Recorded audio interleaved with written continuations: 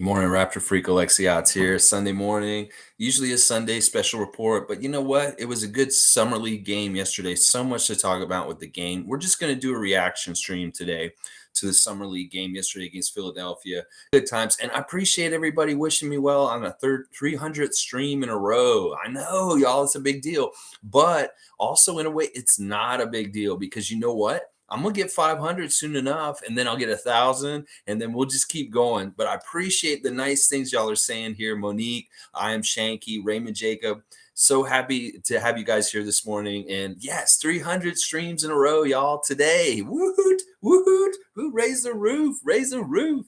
Monique is saying Armani Brooks shocked the league, and all his workouts are paying off. I have to agree with this. Like I've been saying this week leading into summer league, if anybody's been working hard this offseason, it's Armani Brooks.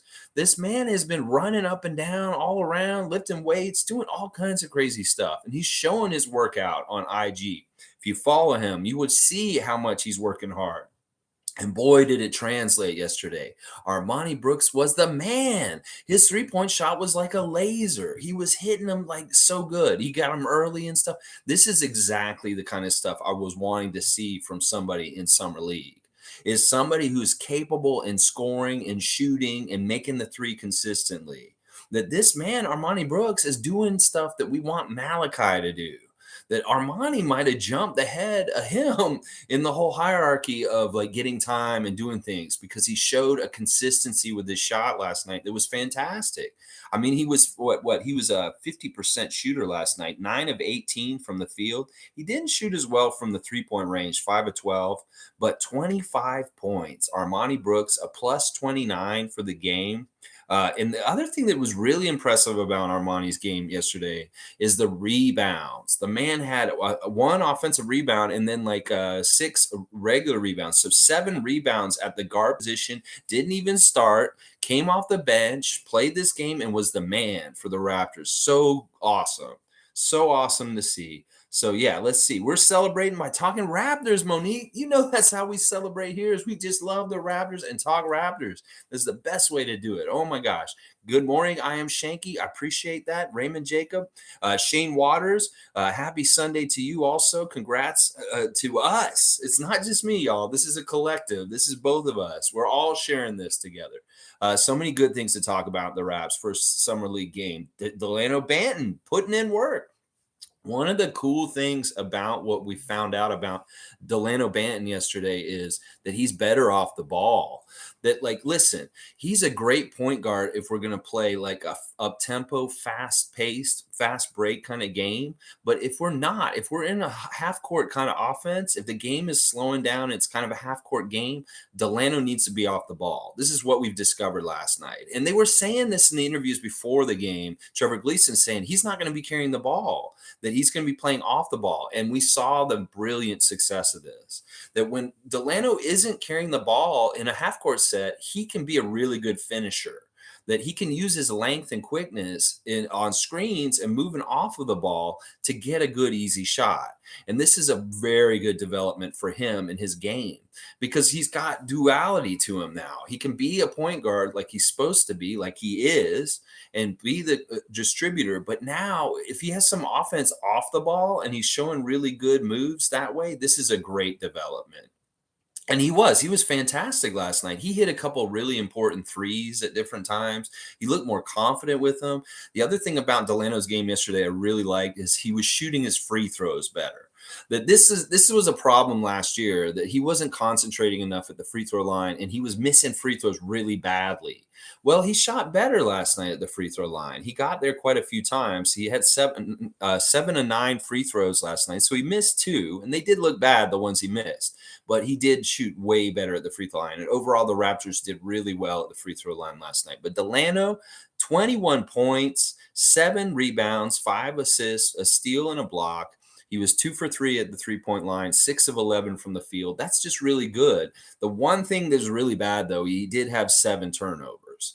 And that was ugly. Like, that was ugly. The turnovers by Delano were a little bit ugly. Now, some of them came because he was passing to Koloko, and Koloko just wasn't ready to catch the ball. Like, I think he has a little bit of an adjustment period to make in the NBA. This is what I was trying to tell y'all. Everybody's like, oh, Coloco's going to start. Coloco's going to start. He's not ready for the NBA completely right now. You saw it last night.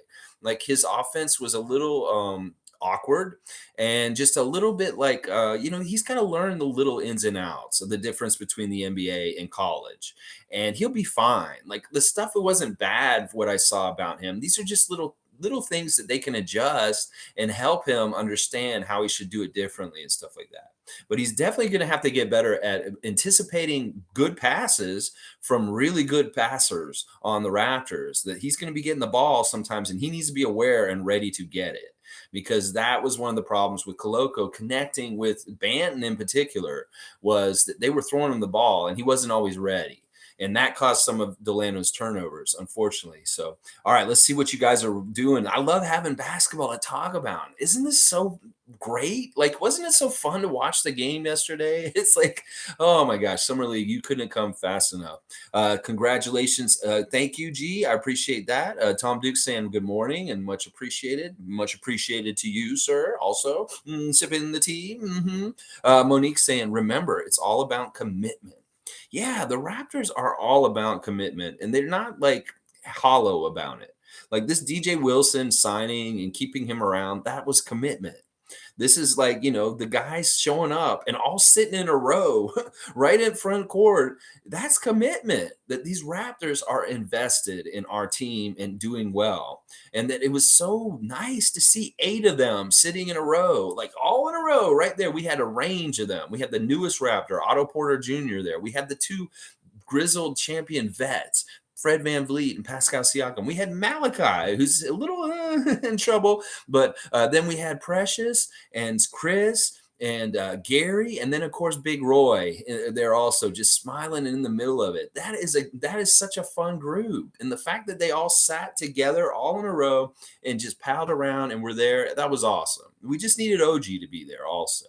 And it's too bad OG wasn't there. But I'm hearing that OG's here in Toronto right now. So we shouldn't be too reading into things because OG wasn't there. I know a lot of people are right now, because it's easy to say, oh, who wasn't there? Well, OG wasn't there. And we don't know why. We don't know what the reasons are or anything like that. Let's not jump to conclusions.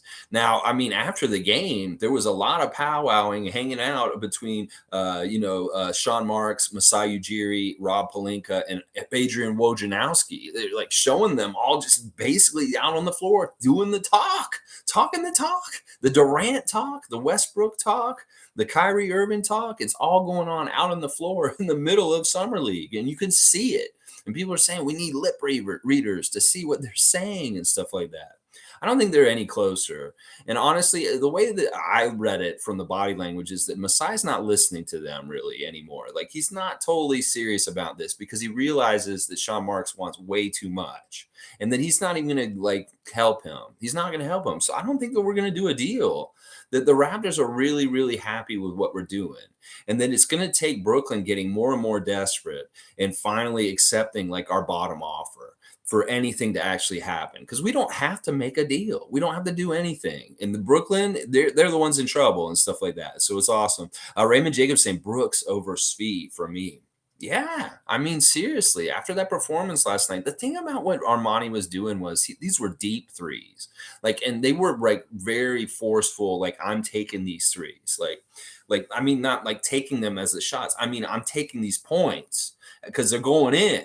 Is that kind of mentality. And he was a badass. And he so needed this game. He so needed this game to shine and to do this kind of stuff because he is on the fringe. He is on the edge. And this really makes it hard for us to say we don't want Armani Brooks on this team, because this man is balling out and he wants his place on the team. He is carving himself a spot in the middle of the roster right now. G saying Delano needs to work on his handle, but I like that he didn't get discouraged even with the turnovers. That's an asset. Well, the thing is with these guys, and listen, we're going to talk about Ron Harper Jr. too, and any of them, is that they won. That the only thing that these guys cared about was winning and kicking the other team's ass. And Delano wasn't pretty all the time with these turnovers and stuff like that. And Ron Harper did not play as well as they were saying that he didn't play that well, but he played excellent. Honestly, he did a lot of glue stuff. He was really active at the beginning of the game by like getting in lanes, passing lanes, and just causing disruptions. Like that was one of the reasons why the Raptors jumped out to a huge lead in the first quarter, was that our defense was so disruptive to Philadelphia. And they weren't ready for us to be all over the place and all up their butt and just bugging them. And that's why we saw Philadelphia throwing the ball out of bounds, like trying to pass it, like making really bad turnovers, was because our defensive pressure was excellent. The guys really were getting after it and playing both ends of the court. And that's not always the case in summer league. That Trevor Gleason really was successful in putting that Raptors brand of defensive basketball out on the court yesterday. And we saw it with like disrupting the ball. Once again, the thing we did last year was getting the hand on the ball, just disrupting deflections and stuff like that. And they caused a lot of things. And I loved what Ron Harper Jr. was doing out there with deflections. The guy was very active on defense. He's very tuned in, very present, really savvy at where his placement should be in the defensive scheme. And then also just really high cerebral like decision making as far as like going after it or getting after it, different things that he made decisions on the defensive end was really, really good. I really like that stuff that Ron was doing there.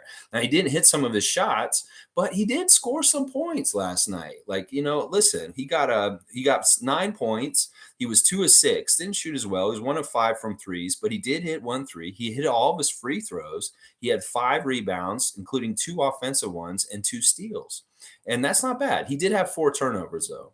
But, listen, that's a good first game. Some people were trying to say, like, to Delano, it's like in the interview after the game, it's like, I know Ron wasn't too happy with his game because he didn't play so well. And stuff like Delano said, I thought he played great because he contributed to them winning. And that ultimately, that's the only thing that matters. Like Delano only cares about winning. He can have all the turnovers and stuff like that, but he kicked some ass. Like there was that period of time at the end of the third quarter where we finally took over and like closed them out and started coming back because Philadelphia was winning like at halftime and they were kind of beating us still in the third quarter. And then we turned it on. And Delano was a huge part of that. Like there were some really key 3-pointers that he hit late in the third quarter that helped turn the tide of the game and win the game for us. And then Armani around him, just fantastic scoring by Armani, just really sealed the deal and got that dub. And that's what Big Roy and the guys sitting on the sidelines, they just wanted to see the Raptors win. And they did. And they were so enthusiastic. Like whenever the Raptors summer league team would do something awesome, Scotty Barnes was up out of his seat cheering them on and stuff like that. It must have been pretty cool to be all them in a row sitting there. And Otto's got to be thinking, these guys are cool. They're all hanging out and having a blast together and stuff like that. And just really good to see Gary there. I mean, seriously, like Gary being there shows a lot. It's a very important thing that Gary Trent Jr. was sitting in between Scotty Barnes and Chris Boucher on the sidelines there and stuff like that. Really, really good. Monique saying it's Ron's first game, not worried at all. He looks solid. Honestly, he played good defense and he scored some points. And that's all I really wanted him to do in this first game. What Trevor Gleason said after the game was that Ron Harper in the scrimmage they had against the New Orleans Pelicans earlier this week, they had a private scrimmage against them that we didn't see, that Ron Harper was the most dominant player in that game, that he was like Armani Brooks yesterday in that game. And that's why partly they were expecting so much from him in this first game, is that he had shown a lot in the scrimmage against the Pelicans earlier in the week. So we should expect him to have a good showing in one of these summer league games, like a really good showing, a showing kind of like Armani Brooks's yesterday. So expect that from Ron Harper at some point. So Kareem Thomas, good to see you, Kareem. It's been a bit. Some like Versace. Others prefer Gucci. But here in Toronto, we fucks with Armani. Armani, the highest quality Italian linens and threads. The suits are so fine looking. You look so dapper. And when you're hitting the town, if you're wearing Armani, that's right. I love this. Kareem is a badass bringing this in like that, coming in like that. Yes. Armani Brooks, the best style in Toronto today. That's for sure. And I'm so happy for him. I know that he deserves to be in the NBA. First of all, he's an NBA player. He's not a fringe player. He's not a G leaguer. This is an NBA player, Armani Brooks. And we need to be the ones who keep him in the NBA and not let him go somewhere like Gary Payton Jr.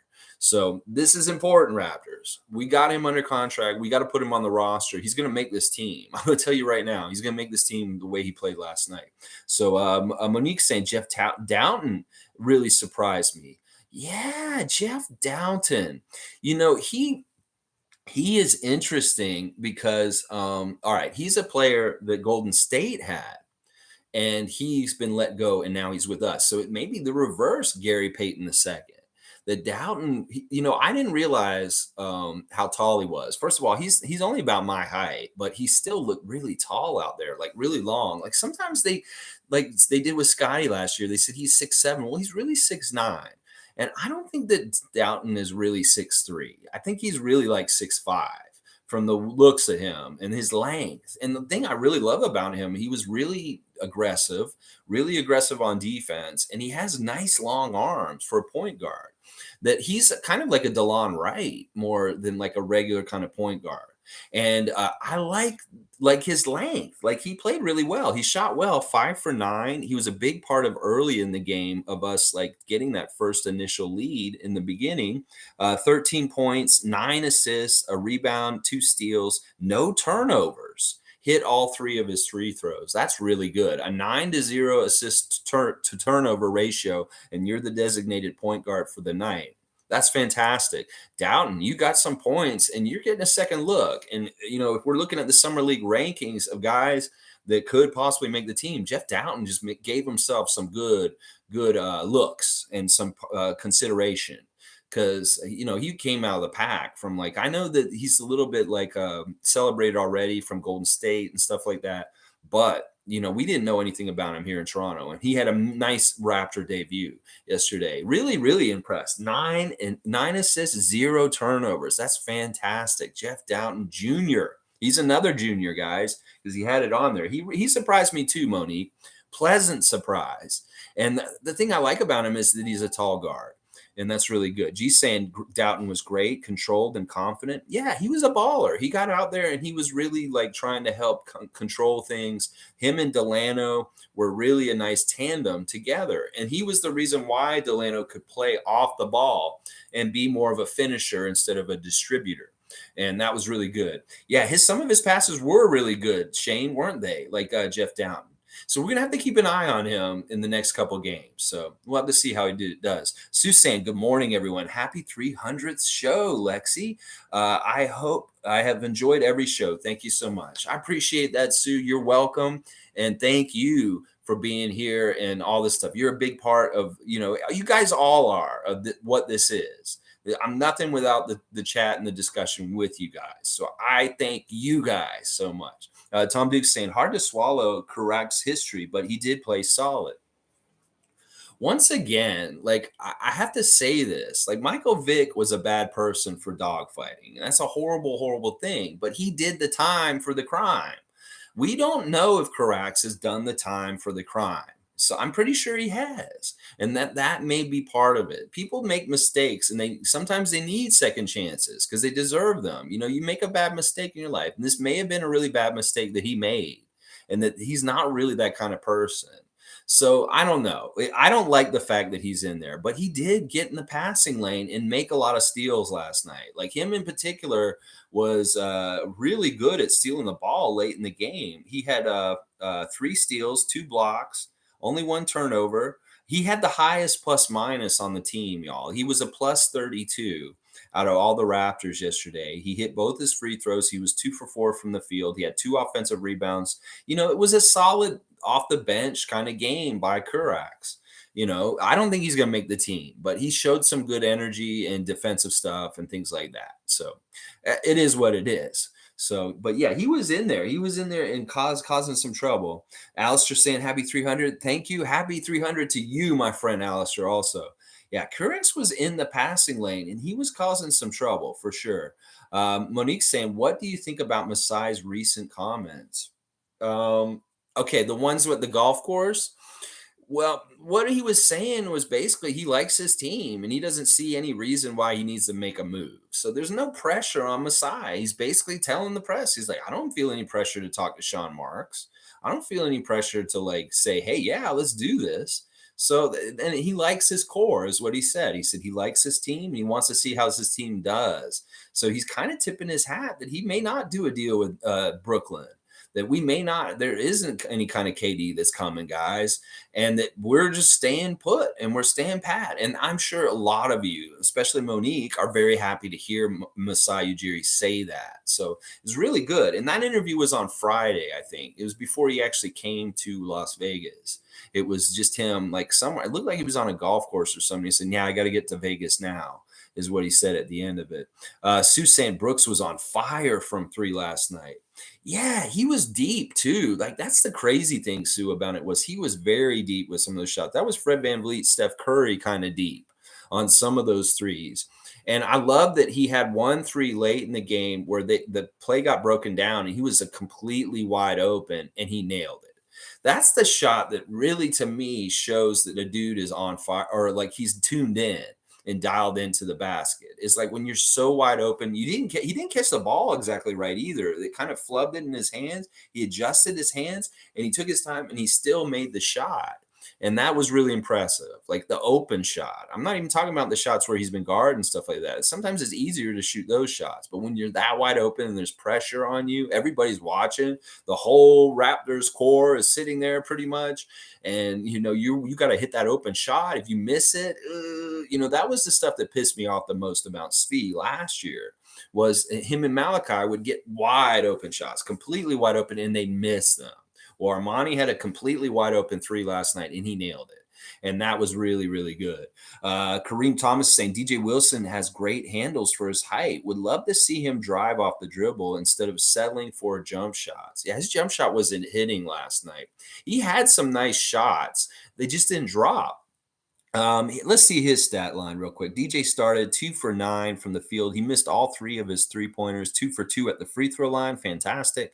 4 rebounds, could do better there probably. 2 assists, 1 steal. He had 2 turnovers, but he was a plus 14, 6 points. Now he could have scored more. Like some of those shots could have easily dropped, and he could have had like 10 points instead.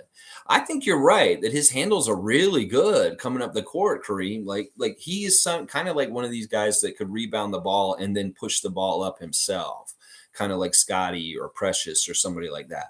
But I really do think that like I don't know about him driving. Like I know you're saying that you want to see him off the dribble and trying to drive and score. I think he really is kind of a catch and shoot kind of guy where he would do the best. Like when he was trying to dribble and kind of make his shot, that's when he wasn't looking good. So I don't know. We're gonna have to see.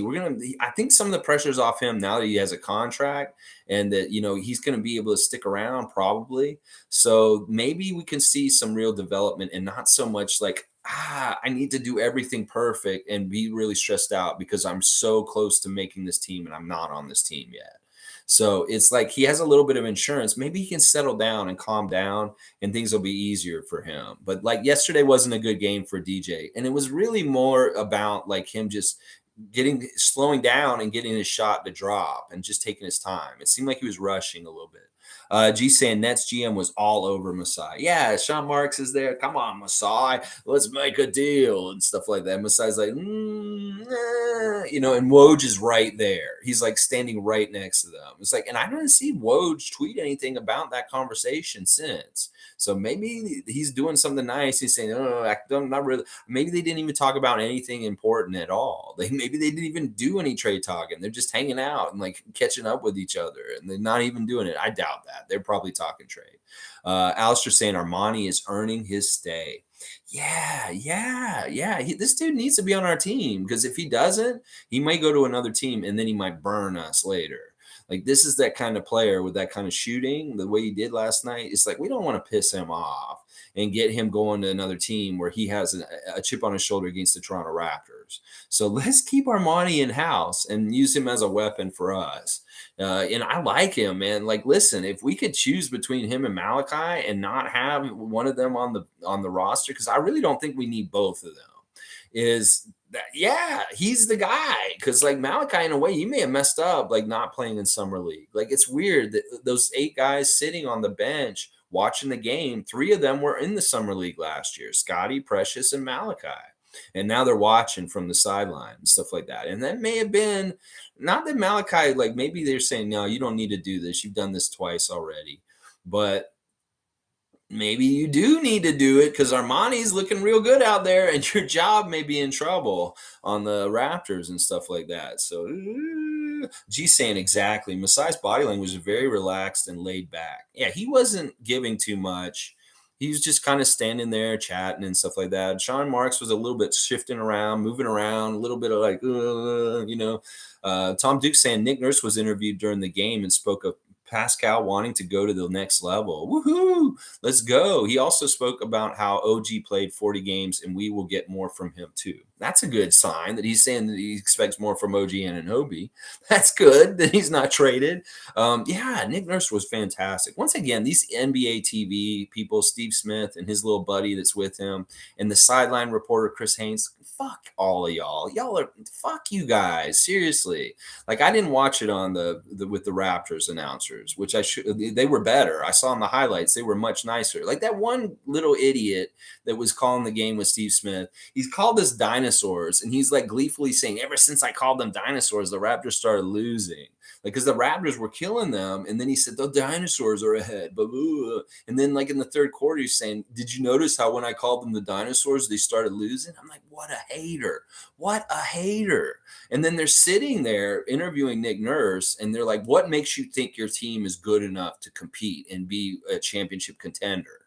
Like they're interrogating him, like kind of being haters with their question. And Nick was so awesome about his answer. He's basically saying, like, I need to get my players to believe that they deserve it and that they are that kind of level. And you know what? He does that. They do believe this, that they deserve it already. That's the secret. They don't have to, he doesn't have to get them to believe this. They already believe it. So I hate those haters. Like, and the other guy, Chris Haynes, when he was interviewing Scotty Barnes, that was very disrespectful what he said to him. When he said, I didn't think you should be rookie of the year, is basically what he said to Scotty in his face. I'm so sick of these idiots gaslighting us and humiliating us on live television in the United States. It's messed up. Like Scotty did not deserve that shade to his face from Chris Haynes. So fuck you, Chris Haynes, and your stupid ass shit. Your American Chris Bouchard mentality, anti-Canadian bullshit. Because listen, Scotty Barnes is the rookie of the year. You can't change that now. He deserved it, and you should be a little more like better with your interviews and respectful to your interview people, because that was dissing Scotty Barnes to his face, and I ain't standing for that. So you're on my list, Chris Haynes. You're a piece of crap. And the other guy, the little guy that was with Steve Smith calling the game, you're an idiot too. Steve Smith wasn't too bad though. He's usually kind of pretty bad towards the Raptors. But yeah, those not impressed with the broadcasters for our summer league game yesterday, and I'm glad we kicked their ass and routed them the way they were calling it for Philadelphia and being so happy for Philadelphia and talking about, oh, Philadelphia is going to be this and this, they're going to be a championship contender. They say all that shit about Philadelphia. Well, why don't they say it about us? Fuck you, you NBA TV people covering the Raptors in summer league. Fuck you is what I'll say. Monique saying, I doubt the conversation with the Nets GM stops. No, it's going to be the whole week while they're in Las Vegas. I'm sure these guys are going to be running into each other. Maybe they're making breakfast dates. Maybe they're like, I'll meet you by the window with the tea and the stack of pancakes, and we'll talk about this, Sean Marks. Let's just, I'll see you at 8 a.m. at the common area where everybody's having breakfast. And we'll just sit down and try and talk it over hash it out over hash browns, stuff like that. So Sue's saying, I liked how fast we were coming back from D to offense, but they just need to not rush things. But it was looking very promising. I'll tell you this much. Between the Sixers and the Raptors summer league teams, we were the team that were taking care of the ball and looked way better altogether. Like we did have moments where we didn't look completely right. And there were a couple mess ups here and there, but we looked at like we had it way better together than the Sixers. And that's interesting because the Sixers have a lot of older summer league players like Bassey, Winston, Isaiah Joe, Jaden Springer, These guys have all been on the Sixers for a couple years already, so they're kind of like experienced and stuff like that. Like Isaiah Joe was killing it. Like it really was a shootout for a little while in that game yesterday, with Isaiah Joe being the Philly shooter and Armani and Delano kind of both doing it for us on our side and stuff like that. And it was really, really fun to see that kind of stuff. And I'm so glad we poured that syrup on thick by the end of the game and won by 20. That's impressive. Like we only let Philadelphia score 7 points in the fourth quarter. I know it's a 10-minute quarter instead of a regular 12-minute quarters like we're used to in regular games. But still, holding that team to 7 points in the fourth quarter when we kept scoring good, it's like the game graph started going like this. Like we were going like this, and they just stayed straight, is what the scoring looked like on the ESPN game graph. So that's badass, because basically what happened is like Trevor Gleason did a timeout near the end of the third quarter and said, this is now the time, guys, where you need to take over and take control of this game, and let's go.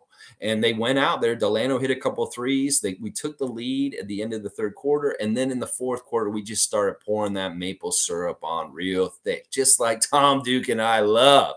And we got that vat of maple syrup. We tapped it up, put that tab in and turned it on, and just put the stack right under there and just covered it up real good with a good pat of butter, and the game was over.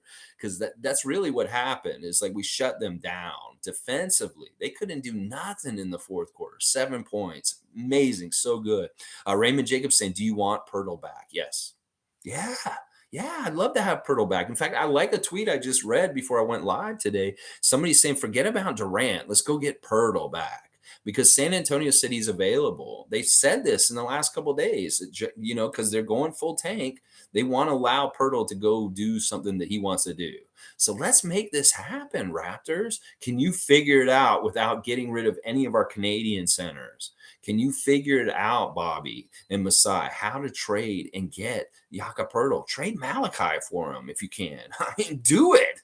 Trade Malachi and Svi to San Antonio and get Jakob Pirtle. If that works with the money, y'all, any of y'all trade machine people can look at the money for Jakob and who would line up as far as people that we have on contract that we don't really want on the team anymore. We can make this work, and maybe San Antonio doesn't really care what we send to them.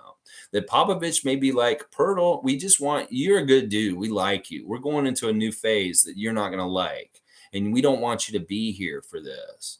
Would you like to go back to Toronto? Yes. Okay. Well, then we'll trade you for Svi Mahalik and Malachi Flynn.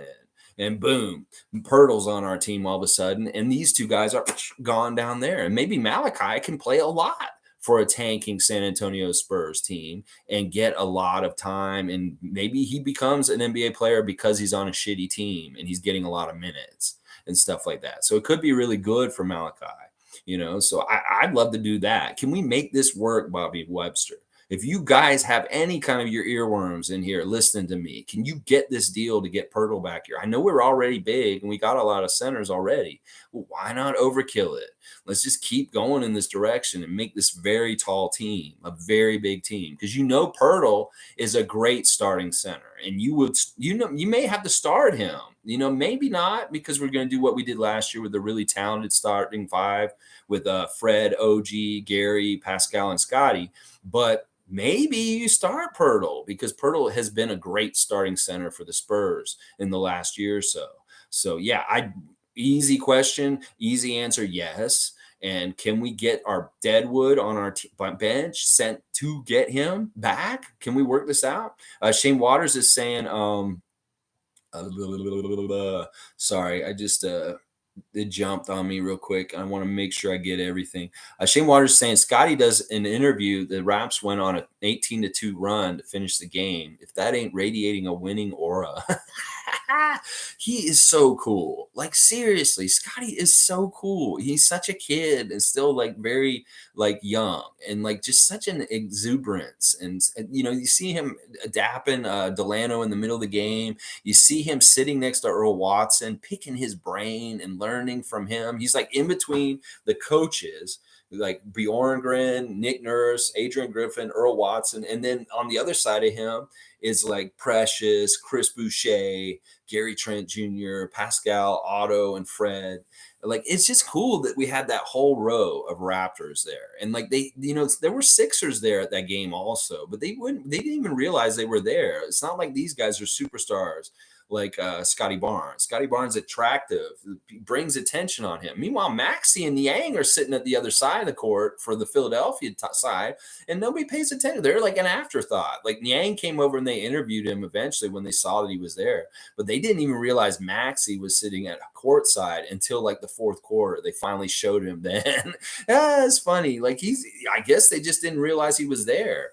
But yeah, once again, I think it's hilarious the whole James Harden practice stuff. And of course, James wasn't there sitting at courtside. And where the hell is Joel Embiid? Is he anywhere near Philadelphia's summer league? I didn't see him anywhere. And meanwhile, pretty much the whole core of the Toronto Raptors are committed to showing up and being there and watching the young guys play and learning and practicing with them behind the scenes and stuff like that. That's commitment. That is the kind of team we have in Toronto at this point. That this is the opposite of what Toronto used to be, where people just didn't care and they took off and they had their off season. These guys are invested. They're on their own time and they're spending it with the team. And that's amazing. And I love that. It's so cool. I'm so glad Gary was there, and really cool that Otto was there, because Otto in some ways is like, he's right in there in the middle with those guys now already. And that's fantastic. He needs to fit in really nice.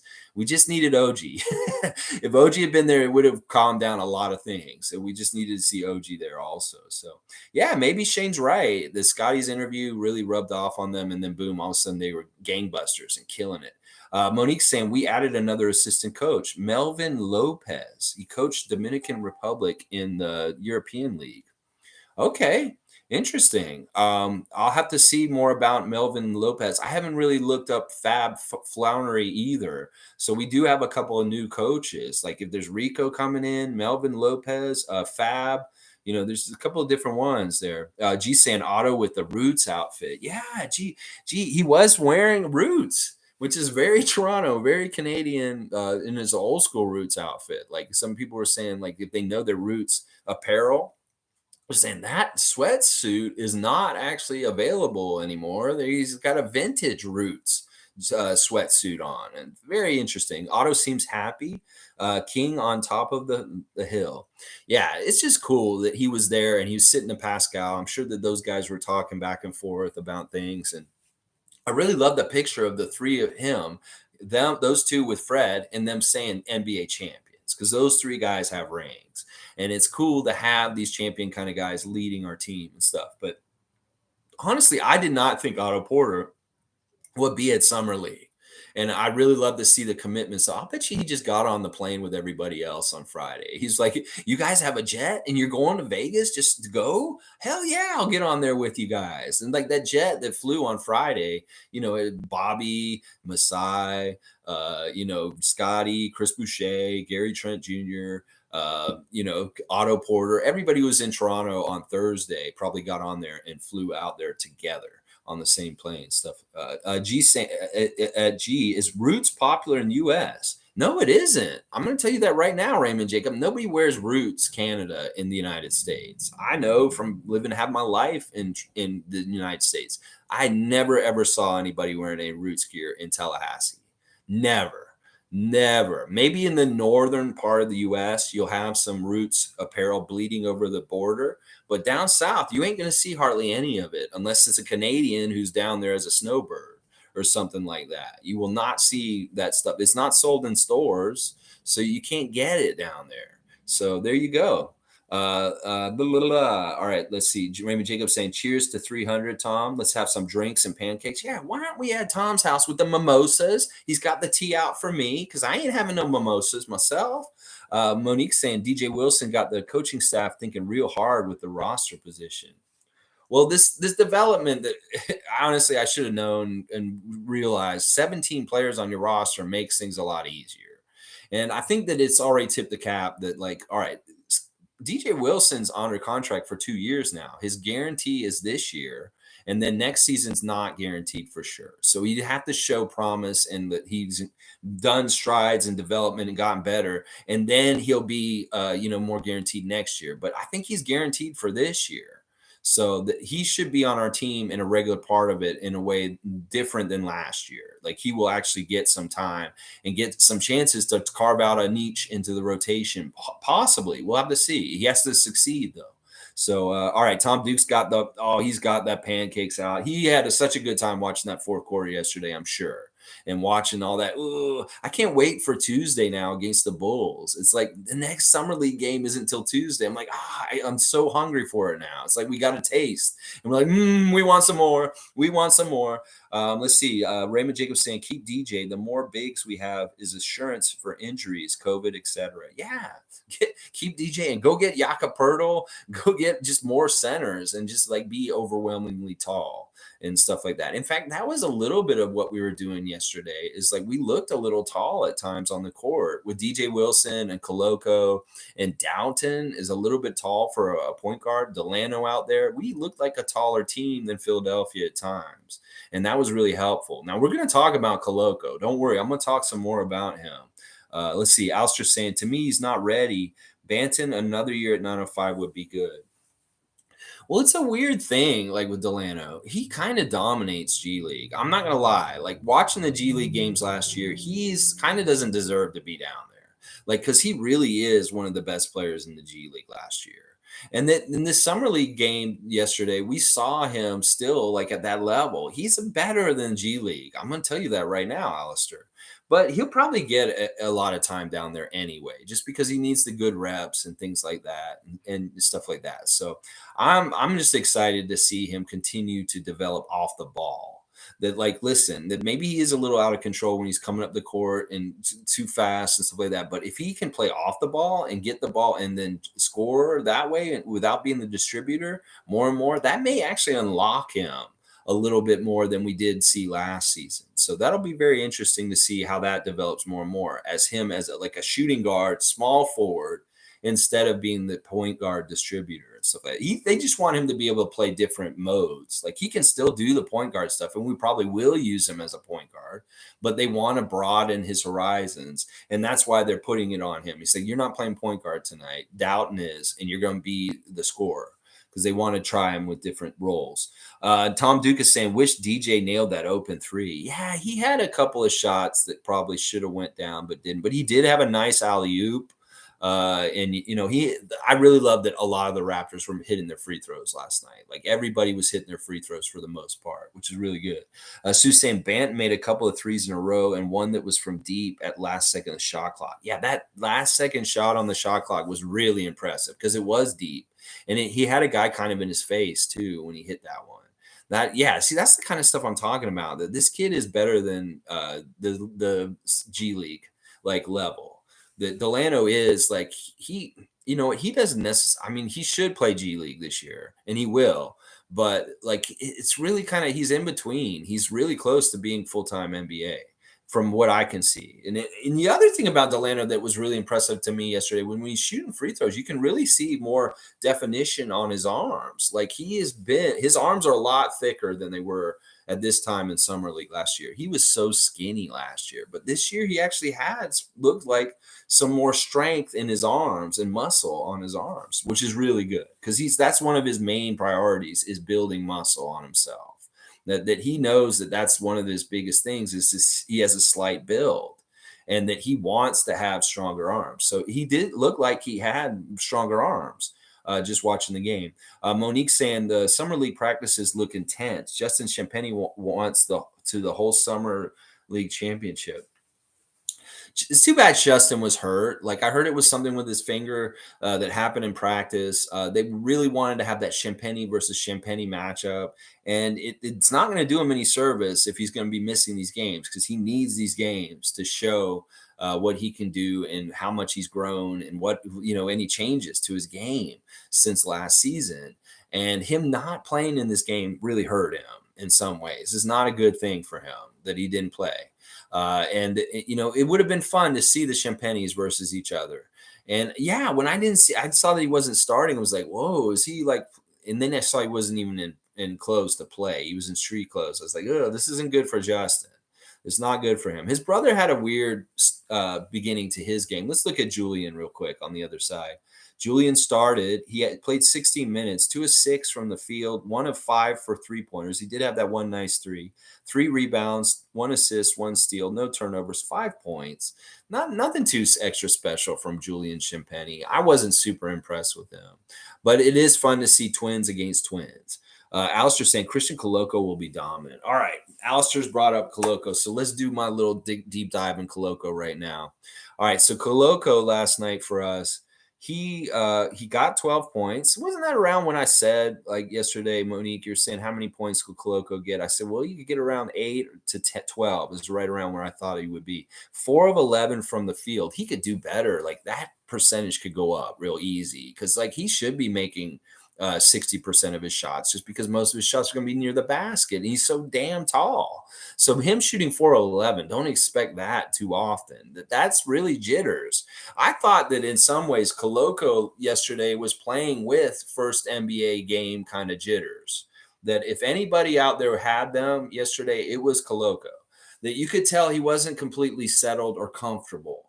And that's part of the reason why he was making some of the little mistakes that are going to be real easy to clean up. And that maybe they were just a byproduct of him having jitters about playing his first Raptors game and stuff like that. And I noticed that about him. He took a 3, but he missed it. But it looked like good form when he shot. He hit all of his free throws, 4 of them, 3 offensive rebounds, 7 rebounds altogether, 2 assists. 2 assists. He had some nice drop-offs to get other guys scores, 3 steals and 3 blocks. That's really good defense by him.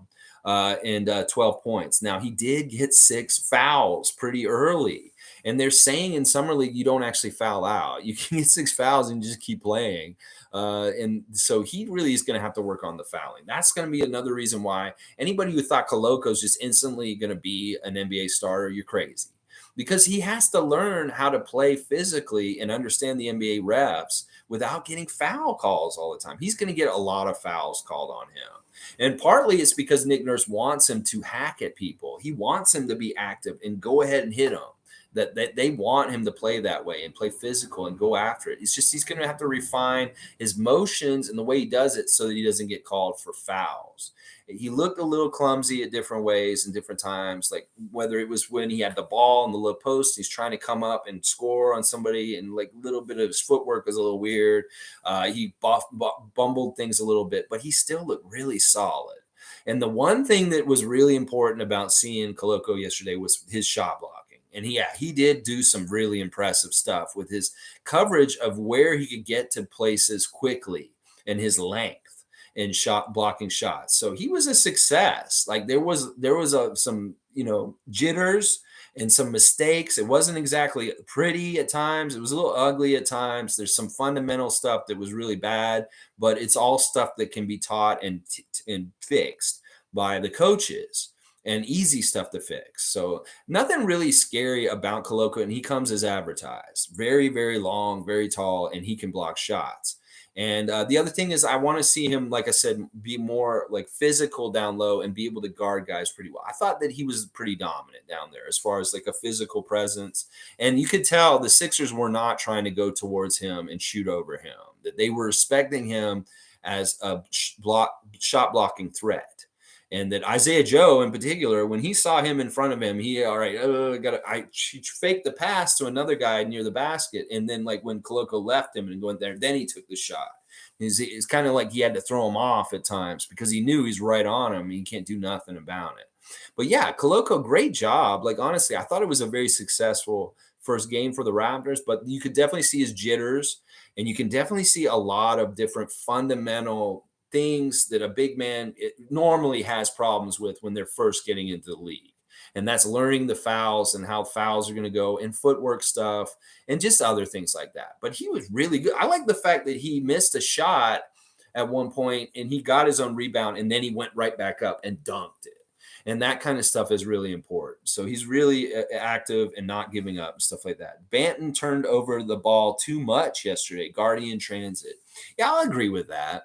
But some of, like I said earlier, part of the reason why he turned over the ball a couple times was because Coloco wasn't ready to get his pass. that he made really good passes to Koloko, and Koloko just not ready yet. Like he didn't realize, like, oh, these guys are good passers like this. They're like, just gonna rocket the ball to me right down to the low post, and he wasn't ready, and the ball went off his hand. That's a turnover for Banton, even though Koloko really was the one who wasn't ready to get the pass. And then he's going to be ready. He's going to learn his teammates better as time goes on, and he'll be ready for that pass. So, yeah, I didn't like all the turnovers either, Guardian. But they'll get cleaned up. And honestly, once again, the only stat that matters, I'm going to say this like I did last season at the beginning of the season. The only stat that matters for the Raptors is the W. They can have ugly stats. Some guys may not score a whole lot, but if the whole of the team and what they do on the court, it turns into a W. That's the only one that matters. They could shoot horrible. They could have so many turnovers. They could foul out. They could, all this kind of stuff. Just as long as they win, I don't care. I'll forgive them for everything they do.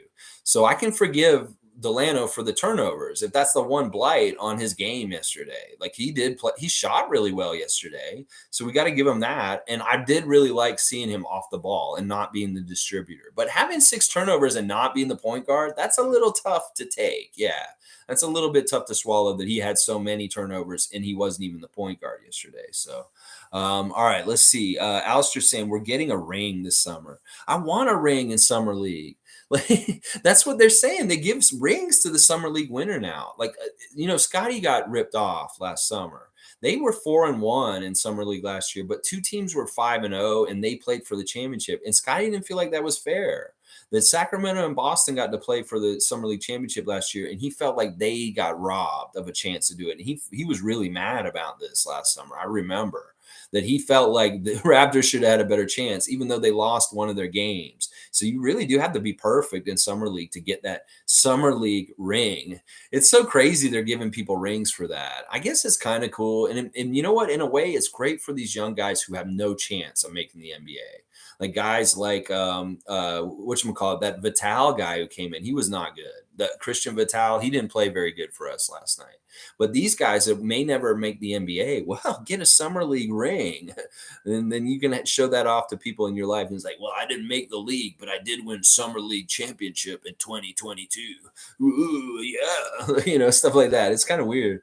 Let's see. Alistair's saying way too much. He needs to stop with that. I'm wondering who you're talking about. All right, let's see. Monique's saying that was the best interview from Nick Nurse in a while. The one with Steve Smith and his little buddy. Yeah. I mean, it was good. It was good that he was in there and he was kind of fighting the good fight for Raptors and just saying the stuff that's just normal about us. That we're about winning. That other teams, the league and people don't want to believe that the Raptors are a real contender and a real team that can do stuff. Well, we believe it ourselves internally, and that's what matters. Shane Waters saying 3 steals for a big man is impressive. Most bigs just force turnovers. Stealing the ball shows soft hands and quick feet. Koloko looks great. Yeah. I like all the defensive stuff. And he will be probably more of a defensive player this season and maybe over a time in his career.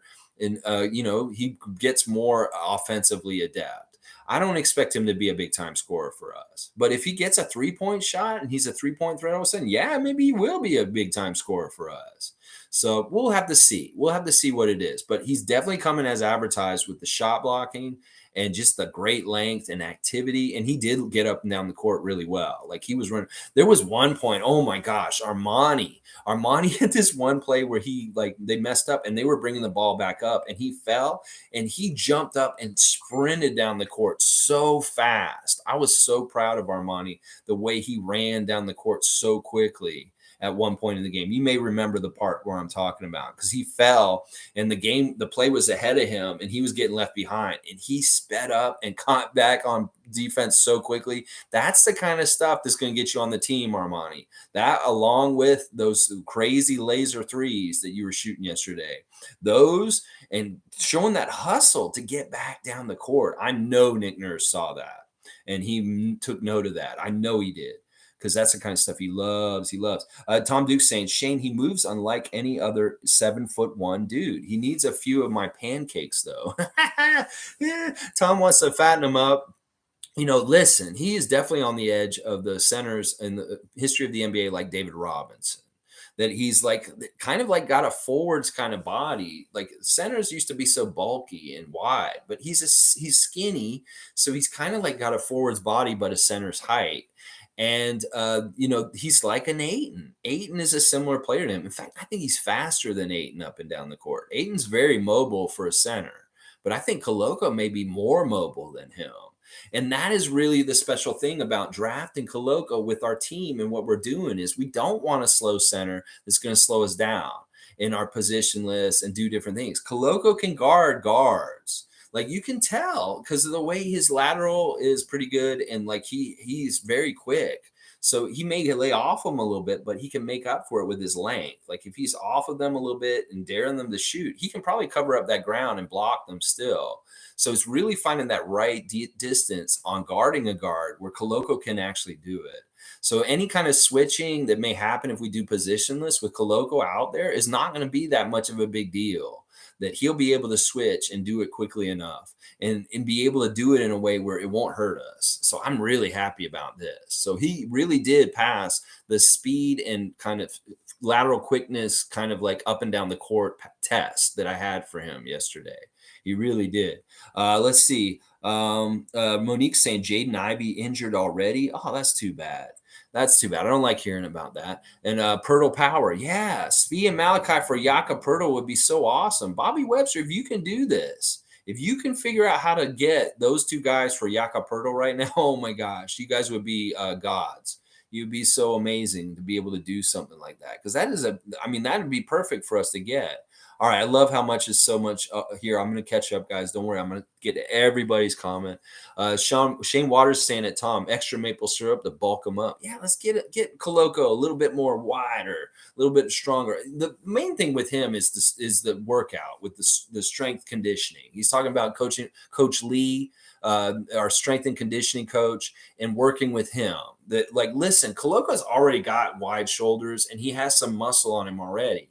But just think about when he gets a little extra more muscle on him and realize how young he is. Like guys like him and Scotty Barnes are going to be monsters when in the next couple of years, if they really get on the weight training and they start getting muscles like LeBron would have or something like that. Look out. These dudes are going to be very strong players that with the strength and conditioning training of the Toronto Raptors staff.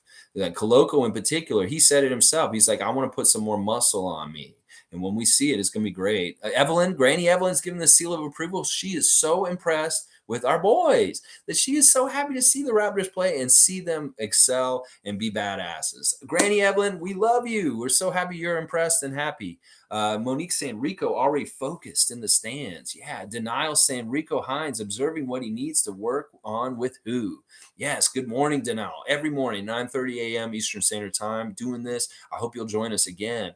Yeah, Rico is, that is probably a lot of what they did yesterday is all the coaches, like the whole staff that was sitting with Nick. It was like two sides of Raptors. It's like you had the Raptors Summer League bench on one side, and then you had the Raptors regular team and the coaches at the other side. And it's like both sides were Raptors benches. It's kind of funny. But yeah, of course, Nick Nurse side with Adrian Griffin, Nate Begorngren, Earl Watson, those guys were all sitting there and they're looking at Koloko and they're like, well, we got to clean that up. Oh my gosh. Yeah. We got to tell him not to do that. They're thinking stuff like that. They're getting notes down. It's like, yeah, we can get that fixed real quick. They're figuring it all out and stuff like that. And I'm sure Rico Hines, in some ways, I really want him. I want to see what he's going to do with somebody like Precious. Like, what is he going to do with Scotty? Like, what is Rico Hines going to tell these men? And how is he going to influence their games and make an impact on changing them to be even better players? Because that's what Rico Hines is all about, is development. And he's got some great pieces of clay to be working with Nick Nurse and the other coaches. Is like, wow, Precious Achua, that kind of skill set and promise in him, that's got to be very exciting and fun for a coach like Rico Hines to be like working with. And the same thing with Scotty Barnes. It's like this was one of the things we talked about yesterday on the stream. Is like why somebody was saying you need to get Kevin Durant so you can attract people to your team. Well, no, we don't, because Scotty Barnes may be the most attractive person in the league to play alongside or work with going towards the future right now in some ways. That Scotty is something else, and that he is the guy who's going to attract people to want to come to Toronto and play with him. Forget about Kevin Durant. So Duke Rocks is saying Roots became big in the U.S. as well, mostly after U.S. Olympic team copied Canada Olympic team and wanted Roots to do their apparel. Yeah, but that didn't last long. There may be some Roots stuff down there, but seriously, take it from me, who spent half my life, 20 years here and 20 years and down there. I didn't barely ever saw Roots anywhere in the States. And yeah, that's true. The U.S. Olympic team wore Roots that one year, but that really didn't go anywhere. Like you don't see Roots sold in stores seriously down there, like very much. And you don't see a lot of kids or young people wearing Roots down there and stuff like that. So that's why it is really special that Otto was wearing a Roots jumpsuit yesterday, or a sweatsuit. Let's see. Alistair's saying, but look, DJ only played 2 games and they wanted him even after the injury. They want him that bad. Yeah, that says a lot, that they really believe in him, that he's a good fit, that he's a good character, that they see a lot of potential in him. That's got to feel good to him. That it's got to be so frustrating and hard to go through a year like he did last year. And now he's got a little breathing room and good things happening. So there's something about him that they really like, or they wouldn't have given him so many chances like they're doing right now. So this is good. This is good. Giovanni's here. Giovanni's a money guy. I love Giovanni. He's always in here giving me some good insight. Delano Banton still needs to work on his handle. He's not ready to be a point guard yet. And how come Justin Champagnie was a DNP? I agree with the Delano thing to an extent. In fact, I like his chaos though. His handle is all right. It's just that he's got to be really. It has to be an up tempo game. If it's not an up tempo game, he's not a good point guard. There was that one point you're probably talking about, Giovanni, where he got in trouble with the Sixers point guard, got patted the ball away from him and almost stole it from him in the backcourt. Yeah, I saw that too. So yeah, there's always stuff that Delano can fix with his point guard duties. And he is a point guard. Let's not get it wrong. He's going to be a point guard going forward. It's just that what they're doing in summer league, like I said, is they're expanding a different kind of role for him and trying to see if they can develop him in different ways with his game. And that's why they're doing this way right now. And the other thing, Justin didn't play because he hurt his finger in practice and in a couple of days just before the game yesterday. That was the reason why they held him out, is his finger. He had a messed up finger. So Monique is saying, who do you see stepping up on Tuesday? I said the same thing about Delano Banton in the 905. Too good. Yeah, he's too good to play at 905 level. We saw him get too many 40-point games, too many like 30-plus games, just totally dominating games and being like the absolute best player in the 905 games at times. So I don't know who's going to step up on Tuesday. You know what? I want to see Ron Harper have a good game. Like maybe he could be the leading scorer on the Tuesday game against the Bulls and like just showcase some of his real offensive stuff, because he wasn't really on with his offense in the game yesterday, but he did so much good otherwise. Like I said, disrupting passing lanes, playing solid defense, rebounding, doing a lot of the little stuff. He was doing glue kind of gutsy kind of winning basketball kind of stuff. And that's really good. That's really good. Denal saying, good. Justin hurt himself during practice. Yeah, he just a little bit, nothing too bad. Giovanni saying, with DJ Wilson signing, Raptors roster spot is 15 without Champagnie. Tough decision coming. Well, we figured it out in the last couple of days, Giovanni, that we get 17 players. So we actually have 2 more spots. So we'll figure it out. Like, we got the 10 regular guys, and we got Svi and Malachi as 12. And then we got Koloko and Banton to 14. And then there's really 1 spot after that. So it's tight. It's going to be very competitive to make the team and stuff like that. So we'll figure it out. We're going to figure it out, and we'll get the right guys. I trust in Bobby Masai and Nick Nurse to make the right decisions. So. All right, let's see. Tom Duke saying, surprising how DJ keeps getting his shot at being a Raptor. Mature, smooth, and steady. He is now in his 6th season, too. So maybe that's appealing to the coaches. Yeah, he has a lot of experience. I mean, we forget how much he played for the Milwaukee Bucks a few years ago. He was in the rotation. He played in the playoffs for them against us. So it's like DJ Wilson has a lot of experience. So he's kind of in a weird place. Even though he's trying to make the team, he's also kind of a vet on this team because of all the experience he's accrued and stuff like that. He's just a good dude. And part of it was he got the chance last season, but then he got hurt or he got COVID at the wrong time, and then it got all messed up. And we just want to make sure that he gets the best chance to really show why he should be a Raptor and make the team. And that he didn't actually get a really good chance last season for different reasons. All right, let's see. Coloco's shot looks smooth, 12 points. Yeah, it's mechanically looks really sharp, like really good. Like he doesn't have a clunky shot. He has a nice motion with his shot and stuff like that. And I want to see him hit a three. When we see him hit a three, we're like, all right, yeah, we'll have to see. G saying his foot speed is impressive. Yeah, he's really good at recovering territory. Like he can be away from the ball in the play and make up that ground real quick. And that's real good. Top's here. Good morning, Top. I was happy when I saw the Summer League roster and there was a lot of point guards on it. We need a Fred backup. I hope Downton gets added as insurance with Armani Brooks.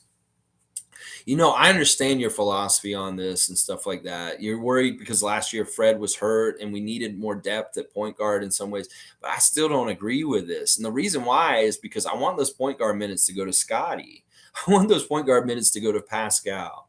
And I don't really want to waste roster spots on short guys anymore. Like if we could have out of the 17 guys, if 12 of them are 6'7" and higher, and that we only have like Fred, Gary, and one other small guard, I would be very happy with our roster construction. That I want to get away from having small players on our team. Now, if Armani's super badass and shooting and doing really well, I want him on the team. But I don't necessarily want Malachi also. That we only need one of them. And that Jeff Doughton is another whole other like level of like point guards that I don't necessarily want. And partly it's just because of the long arm monster and the positionless schemes and being super huge and playing that way. And also that we want to develop Scotty more as a point guard. We want him to get more time being that kind of guy. So in a way, maybe Fred is a shooting guard and not totally a point guard. Scotty and Pascal are the point guards. And then we have a backup small point guard and Delano. And that's what I'm saying. That like I don't want to have more than that. Like if we have Malachi already and we have to have Malachi, well, I'll have Armani too, but because it's kind of like we're getting him as the shooter, as like the 3-point shooter, not necessarily as a backup point guard, as a shooting threat. And then Malachi, maybe we need to cut him or trade him or something, and then Armani gets his spot, is how I feel about it. But I don't want to have too many of these little dudes. Like I don't want to have a 3-point guards on our team like we used to in the past. I look at it this way. We got Fred, we got a backup small point guard, which could either be Armani or Malachi, and then we have Scotty and Pascal. And those are and Delano. Delano's the other one that's an extra person to be a point guard also. But Delano could be the very last one we use as a point guard. As things. It could be like Fred, Scotty, Pascal, Armani, and then Delano, something like that. So Nurse told Coloco to keep swinging. That's right. Gee, that's what he said. He said, keep swinging. That's where he's going to get his fouls. He's going to keep swinging. And that's awesome. And I love that. Yeah, keep swinging, especially right now in the Summer League where they give you unlimited fouls. Do it right now. Monique's saying, guys, Coloco will get stronger. Don't rush it. Yeah, he looks really strong already. But yeah, he's going to get even stronger. Those muscles are going to get muscles. Denial saying, I agree. I want Downton and Brooks. Well, it could be a really weird thing with Downton because it's like Gary Payton II. Like we cut Gary Payton II and he went to Golden State and now boom, he's an amazing player. But he's now in Portland. But Downton was the same thing on Golden State. He was on Golden State and they cut him and now he's in our system. Maybe we can do the reverse of Gary Payton II and make a player into Jeff Doughton Jr. And all of a sudden he's an NBA level player on our team in the inverse of Gary Payton II. So I'm not against keeping Doughton around, especially with the way he played yesterday. But once again, I'm not smart enough to make these decisions with the personnel and all this kind of stuff. And I have my opinions about how I'd like to build the roster, as I just stated. And he doesn't necessarily fit with that as far as things. But I wouldn't be unhappy if he was on our team and that he did make the team because he does have some really nice skill. And he does look like the kind of player that's going to make the league somewhere, somehow. And it may be good that we latch onto him and keep him in our system. But then again, I'm also like, I don't want small point guards anymore. I want Fred to be our very last one forever. At least in this period where we do this like persona of our team being like this and stuff like that. Duke Rocks is saying, I was impressed with Koloko. Agree. Looked a bit nervous, but I loved his rim presence and footwork. Just has to finish around the rim, but that will come. That's footwork and getting like I said, I think there were nerves. Like his hands weren't exactly right. He wasn't catching the ball right. He wasn't aware when the ball was coming to him. He didn't have the court presence to get things really smooth, but he was still fixing things up and doing nice things, even though he wasn't totally comfortable. You could tell he wasn't comfortable out there yet. As he gets more comfortable, he's going to look better and better. G saying Dalton was very controlled, comfortable, and confident, and created his own shots. Yeah, I like how his own shot creation, but also in the same time, 9 assists, no turnovers. That's fantastic. So he was doing playmaking, but also looking for his own shot at the right times. Also, it's very important. Top saying I'm down for the KD trade because it's about getting chips. The journey will be fun, even if we change the team. Teams without superstars don't win chips. Detroit and Dallas are exceptions. Yeah. Yeah, I mean, I agree with a lot of what you're saying here. I'm okay with getting Kevin Durant, but I'm also kind of like, who cares? I don't necessarily. I know that we'll be fast tracking towards getting a championship if we do get this Kevin Durant deal done, but I don't necessarily think it is totally the right thing to do, possibly. But we'll have to see. But I understand. A lot of people are saying you have to have a superstar to win a championship, and I can kind of agree with this. But maybe our superstar is Pascal Siakam. Maybe our superstar is Scotty Barnes. So that's the thing we got to realize. It's like how do you label people whether they're a star, a superstar, or what? Where is that line? And how do you really like? Is it just perception of the media and them dubbing them a superstar? Because in my opinion, Pascal Siakam's already a superstar. This man's a superstar, but they just don't anoint him that. The NBA itself don't anoint him. And that's the problem. It's like we can't wait for them to anoint him. He's a superstar. He's a superstar. Let's just say Pascal's a superstar right now and say that he's on the top level. He's all NBA. He's one of the top 15 best players in the league. In fact, I think he's one of the top 10 most unstoppable players in the league right now. So why can't Pascal just be the superstar? Well, I don't understand. Lolita's saying Banton's weak spot is turnovers. Yeah, and it was last night. That's the thing. Like it's a balance. If he's shooting badly and making turnovers, then that's bad for him. But if he's making turnovers but he's shooting well, then that's okay because he's making points and stuff. I don't know. Like I said, I'll take what Banton did last night. The turnovers were ugly. But it wasn't totally his fault. Once again, it was Koloko not catching the ball very well. And then just different things. Like, who knows? They won. That's the most important thing. And that's what he said afterwards. Like, I'm just trying to do whatever I can to help this team win. And that is something that he showed in G League last year, is that there'll be a lot of games where the Raptors 905 would be close and hanging out like real near the score of the other team. And then he would go into another gear in the fourth quarter and take over the game and win the game for us by putting his will on the game. And that's kind of what he did last night. So it's like, even though he makes turnovers like this, a lot of the great players in the league do. James Harden, Russell Westbrook, LeBron James, they're all turnover machines. So it's just that he was high usage and getting the ball a lot last night and being depended on. And that maybe just been a side effect of that. But the whole important thing about it is Delano took over the game and really took over, and we won by 20 by the end of it. So yeah, it's like a give and take. It's like you got a little bit of good with bad with the good. There's a little bit of the bad with the good. So G saying even with all their mistakes, they won by 20. So imagine, yeah, they weren't clean. Like there was a lot they could have cleaned up. Philadelphia is a lot they could have cleaned up also, obviously, but. Yeah, and this isn't an inexperienced summer league team for Philadelphia. That's a good team. Bassey's a good player. Cassius Winston is a good player. Isaiah Joe, we saw how good he is. So they had good quality players playing for the Sixers on the other side. They weren't slouches. So top saying back to Downton and Armani. They seem to be better at driving the ball in mid-range game than Fred, so they provide something different. I also want to see what Jalen Sims looks like as a big point guard. Yeah, we didn't see Sims at all.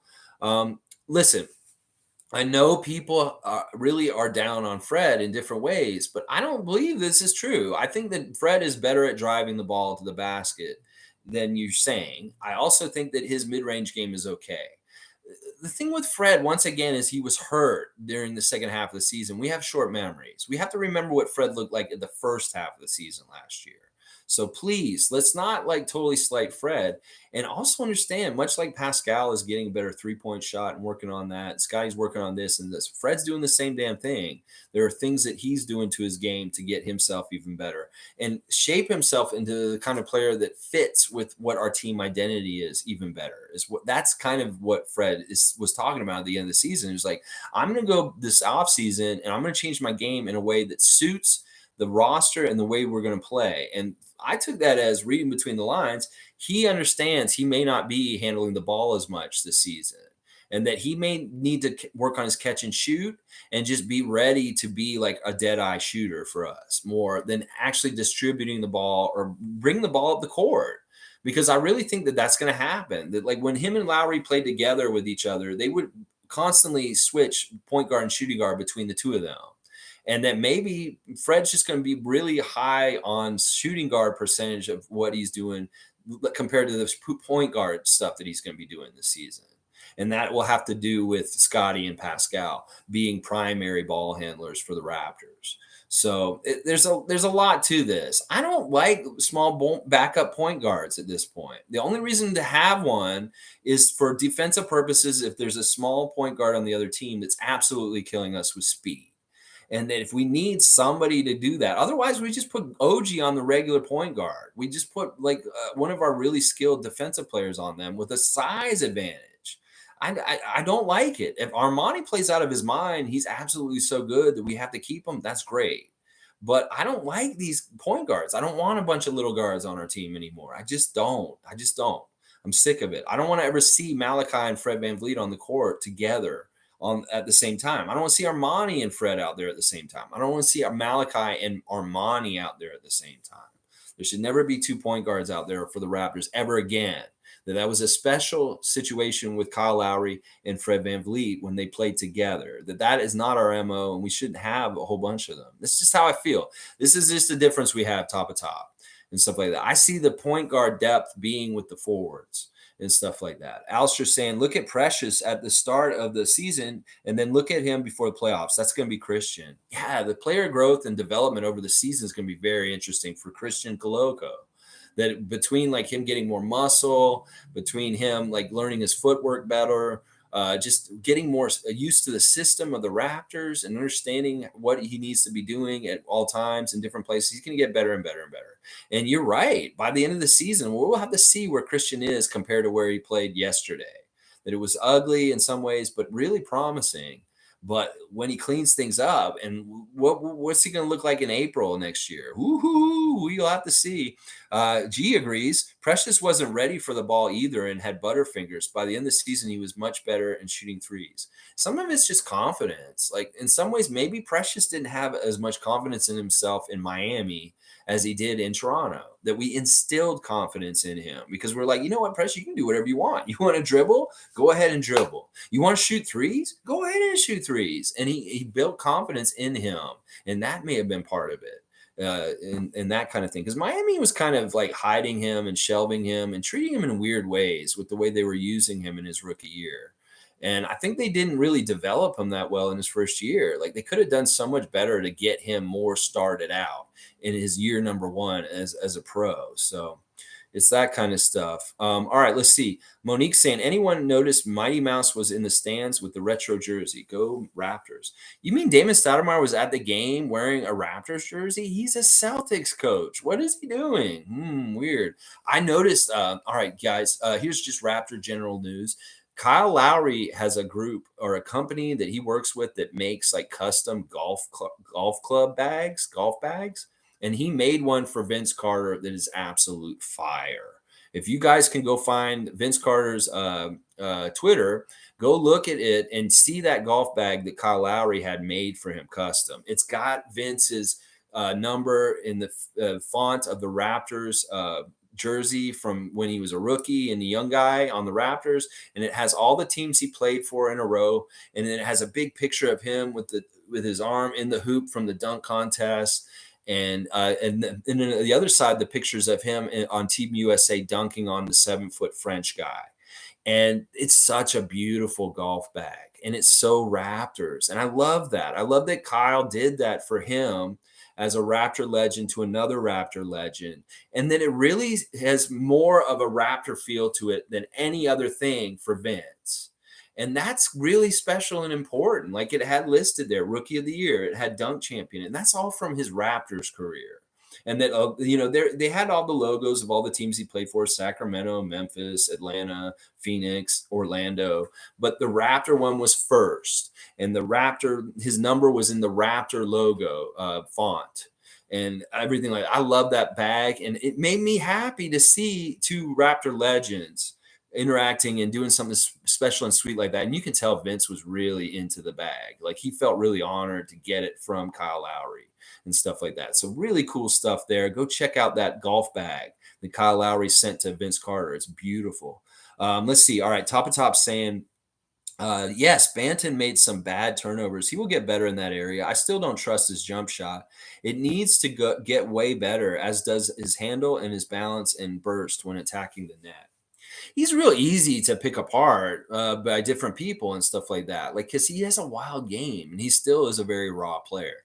But one thing I will say about his shot, real quick, the beginning of last year, he was shooting with no arc. He had a really bad shot at the very beginning of last year. Like he was shooting it flat and straight at the basket, which that's basketball 101. If you don't put some height on your arc when you're shooting, it doesn't have as better chance to go through the hoop because you're shooting it directly. It's more likely to clank or brick. Well, he elevated his arc on his jump shot. It's much better at this point. The beginning, it was very bad. And I was like, dude, he needs to lift it up higher. And he's been doing that. And that's part of the reason why he made that last second shot with the shot clock and different things that he's doing. I think his shot's actually pretty good. You got to think about it. The first shot that Delano ever made as an NBA player was a half court shot in game one against Washington of the season last year. He just let it fly and it went in. So he's got some direction towards the basket and he has some good shooting chops. It's just not always pretty. He's just like a wild player. He looks a little wild and out of control. And that may be why people are kind of like, oh, he could do this better. He could do this better. But if the results are really good, does it matter? If he's doing exactly like the results are fine, we end up winning, he's contributing to winning and stuff like that. Because, we last year, we didn't do, when we do a lot of these recaps of reactions to games, we don't get too mired in the stats and saying, well, this is bad. And that we do a little bit. But also, it really is about the ultimate win.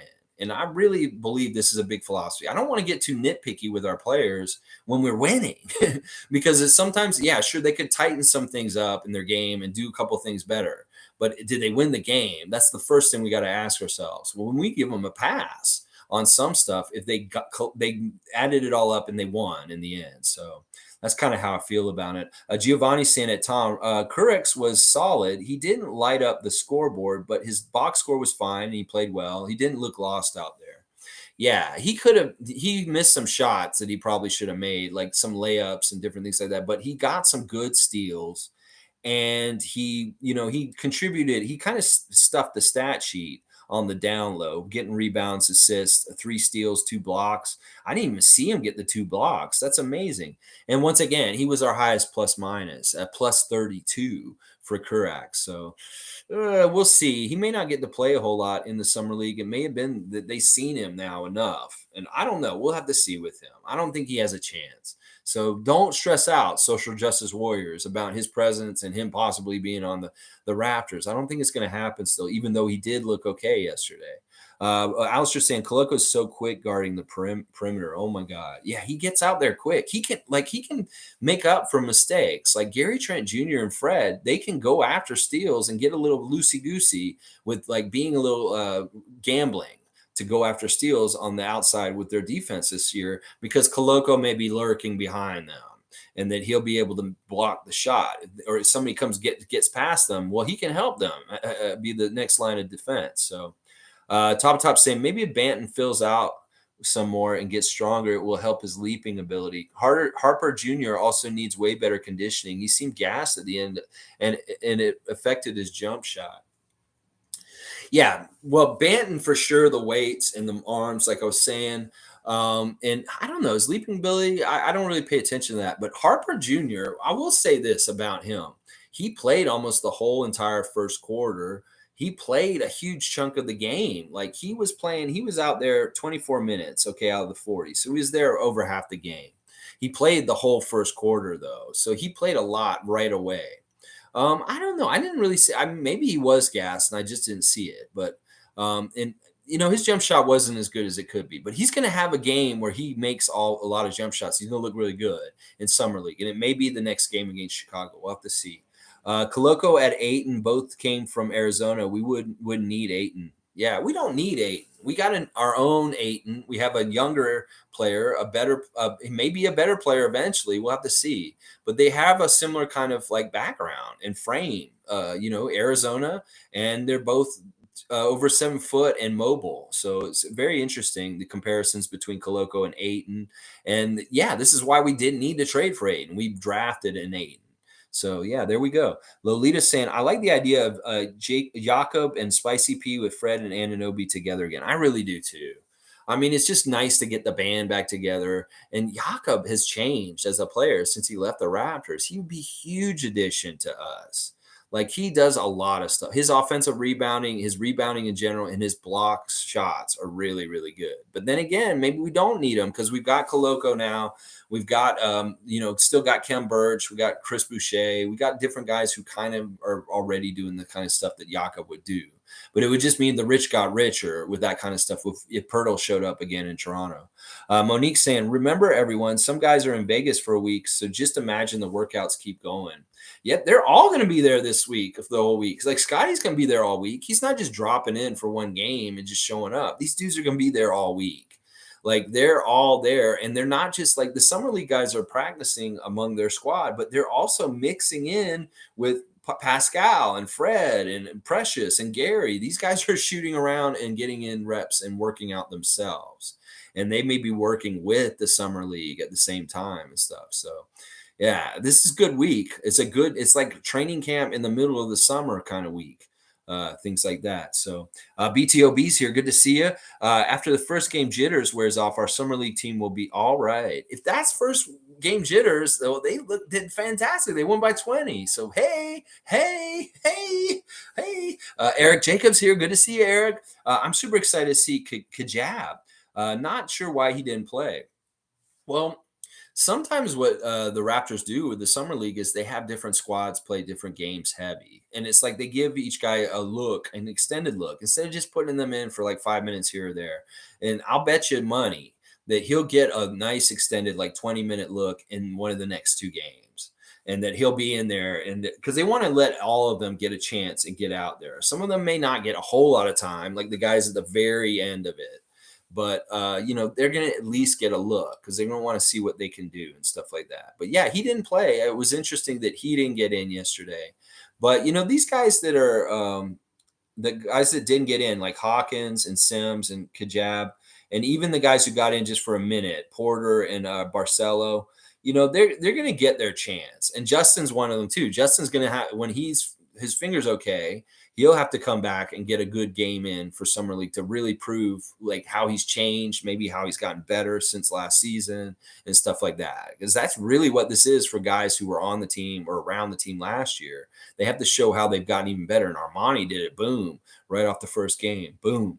Let's see. Monique saying 6th season only for DJ. Yeah, he's the oldest guy on the summer league team. And he's had a tough career. He was a made NBA player, and now he had to go to G League and bounce around. He's kind of mired in no man's land, and now maybe hopefully he's pulling himself back into the league for sure. Giovanni saying Jeff Doughton showed he has passing skills and he can put up some points as well. Yeah, nice balance by him, and I really love the no turnovers thing by him. I'm a fun guy saying, I really got to say, I love the facial hair. Really surprised you don't let it grow usually. I see these guys at summer league, and they're kind of, this is the time to get a new look. It's kind of like, the players get new hairstyles, they do different things different, and they kind of have a new look for the new year and stuff like that. And I saw Rico Hines show up last week, and I'm like, man, Rico Hines is old gray beard. And Rico is actually 3 years younger than me. This is crazy. Like, this will blow your mind. I am 3 years older than Rico Hines. And he has such a good gray beard going right now. Rico Hines, I'm like, man, he looks so wise and with his gray beard. I'm like, maybe I need to grow my gray beard out and I can be a wise old gray beard myself. So this is partly my Rico Hines tribute to him being on the team all of a sudden. I said, I'm going to grow out my goatee in honor of Rico Hines. So I appreciate that, fun guy, and I appreciate the compliment. It does give away my age, though. As you see how silver and gray the hair is on my face. That's why I shave it so I can look babyface otherwise. But I will have it around for at least a little bit. It's a tribute to Rico Hines and being an old veteran graybeard. And I wanted to show a little bit. Okay, this guy may know what he's talking about. He's not a Johnny come lately because he's got gray beard on his chin. Funny that you mentioned it. I was wondering if anybody was going to notice that I'm wearing a goatee now. Monique saying, "So Lex, do you feel relief about your 300 episode? What are you thinking? Tell us."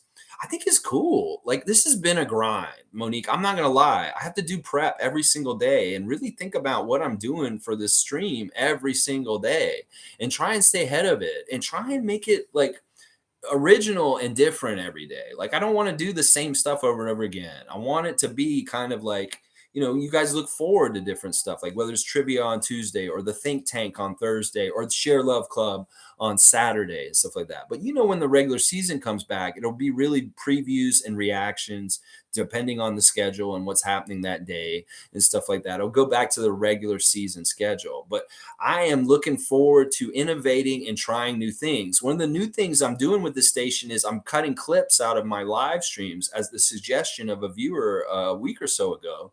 And I'm putting in little minute clips and trying to post them in interesting places to try and garner more attention. Like just little good minutes where I go off and I say something really funny or crazy, or it's good insight. And then I'm hoping I'll get more traffic that way. It's just really, I want to expand my subscriptions, obviously, to get to 1,000 still. And then also just kind of get more out there as far as like, maybe more people that are involved with the Raptors, maybe more people like Scotty. I'm pretty sure Scotty knows who I am now at this point. Like the Raptor Freak is somebody he knows is out in this world. And, if I can get more involved either with the franchise, with people like you and Greg, if I can get more involved with just like getting more known out there, that in some ways I'm just not promoting myself enough. So this season I may try and promote myself a little harder and just to get more of an audience, a regular, like you guys are great. Like, honestly, I've got over 30 people here right now. This is fantastic and I love it. But we could grow, we could get even bigger because there's a lot of Raptor fans out there that really do feel like us, that we're sick of the toxicity. We're sick of like Raptor fans like arguing over stupid shit that's really not necessary. We can talk about this stuff in a mature adult way and disagree and still be fine with each other and have a good fan base that isn't like shitting on each other or like trying to be like, oh, I'm better than you or this thing. None of that. This is about being positive Raptor fans, supportive for the team, and not tearing down the team all the time either. And that's really important to me. And I'm so glad that this is getting carved out, that like YouTube's such a niche place now that you can go find a YouTube channel on such specific subjects now, that this needed to happen. And I'm glad I get to do it because this is like kind of my passion project in my whole entire life. I've always loved the Raptors. I've always loved talking about them. And because of the pandemic, I was shut up in my house and I couldn't talk to anyone about it. I had to get it out. And then I went to the live stream. And that's how it all happened and started. So there you go, Monique. Just in a nutshell, I want to work more with other people and get out there more. It's basically what I want to do. Top saying, to what you said earlier about my Doubting and Armani comment, I'm good with cutting Malachi. I don't think Scotty can guard point guards, although he can be one offensively. Yeah, it's going to be tough. Like, it is important to have little guys that are quick, then get around. Like, if Muggsy Bogues is out there, you're going to need somebody to keep up with him on his level. You can't have Scotty Garden, Muggsy Bogues. So it's that kind of thing. It's like when you have that really scooty kind of quick guard that can be a problem, then you need to kind of worry about him with somebody like Armani. And Armani's perfect for that kind of job. In fact, I think his defense is better than Malachi's in some ways. Like, he has a weird wingspan for a shorter guy, Armani. He has a very long arms for his frame and how tall he is. So, uh, yeah, I'm really big on the Armani camp, obviously from yesterday and different things that I'm seeing about him. But that's the whole reason why, top of top, that I was disagreeing with you earlier is I just don't want too many of these short guys on the team. Like they're taking roster spots where we could have another wing flavor. Like we could have the Otto Porter wing flavor and we Thad Young wing flavor. Let's get a Jakob Poeltl wing flavor. Let's get, DJ Wilson wing flavor. All these guys that are tall, that's the team that I want. Like a whole team like that. It's crazy. Yeah, but Scotty, yeah, he would have tough time with some guards. Although we did see him try and guard Trae Young last year, and he had mixed results. It's a different thing. He loves the challenge, though. He would love to guard the little guards, and he probably thinks he can guard those little guys because that's what he says on his stream. He can guard 1 to 5. That him and OG and Precious, they're these kind of guys that can guard any person on a basketball court, and that's what I love. That we have a few of these guys on the team. Monique's saying, "Do you see what Masai and Justin Trudeau are doing?" I saw that they were together this week. I didn't really look into it too much. It's about the gun violence act. It's basically what it is. That they want to ban handguns in Canada, and that's smart, and they should. Because listen, we don't want to be like the people down south right now. They're a dumpster fire and they're going in all kinds of bad directions right now. Like I don't even understand how they can let Trump have rallies. I know the man had a rally all the way the hell out in Alaska.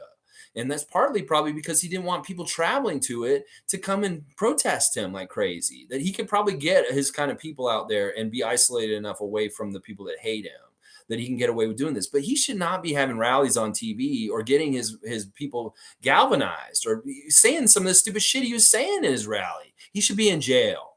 And that until the U.S. gets him indicted and put in jail for the January 6th stuff, they're a broken country. And nothing's going to be right or wrong in that country, or I'm not going to listen to them, or they have no moral compass until Donald Trump is in jail for January the 6th. And the fact that he can go and have a rally still with Sarah Palin and say some of the stuff that he was saying this weekend is messed up. That he should not have a platform. He should not have a microphone. He needs to go away because he's stoking hate and awful things, just like what happened on the 4th of July with that guy shooting up a bunch of people at a parade. So this dude does not need to be on a stage with a microphone. He needs to be hiding and scared. And I'm sick of this. The fact that he's getting an audience and he's been put on blast still is messed up. So U.S., you need to take care of your problem and put the man in jail. And until you do that, your system's broken.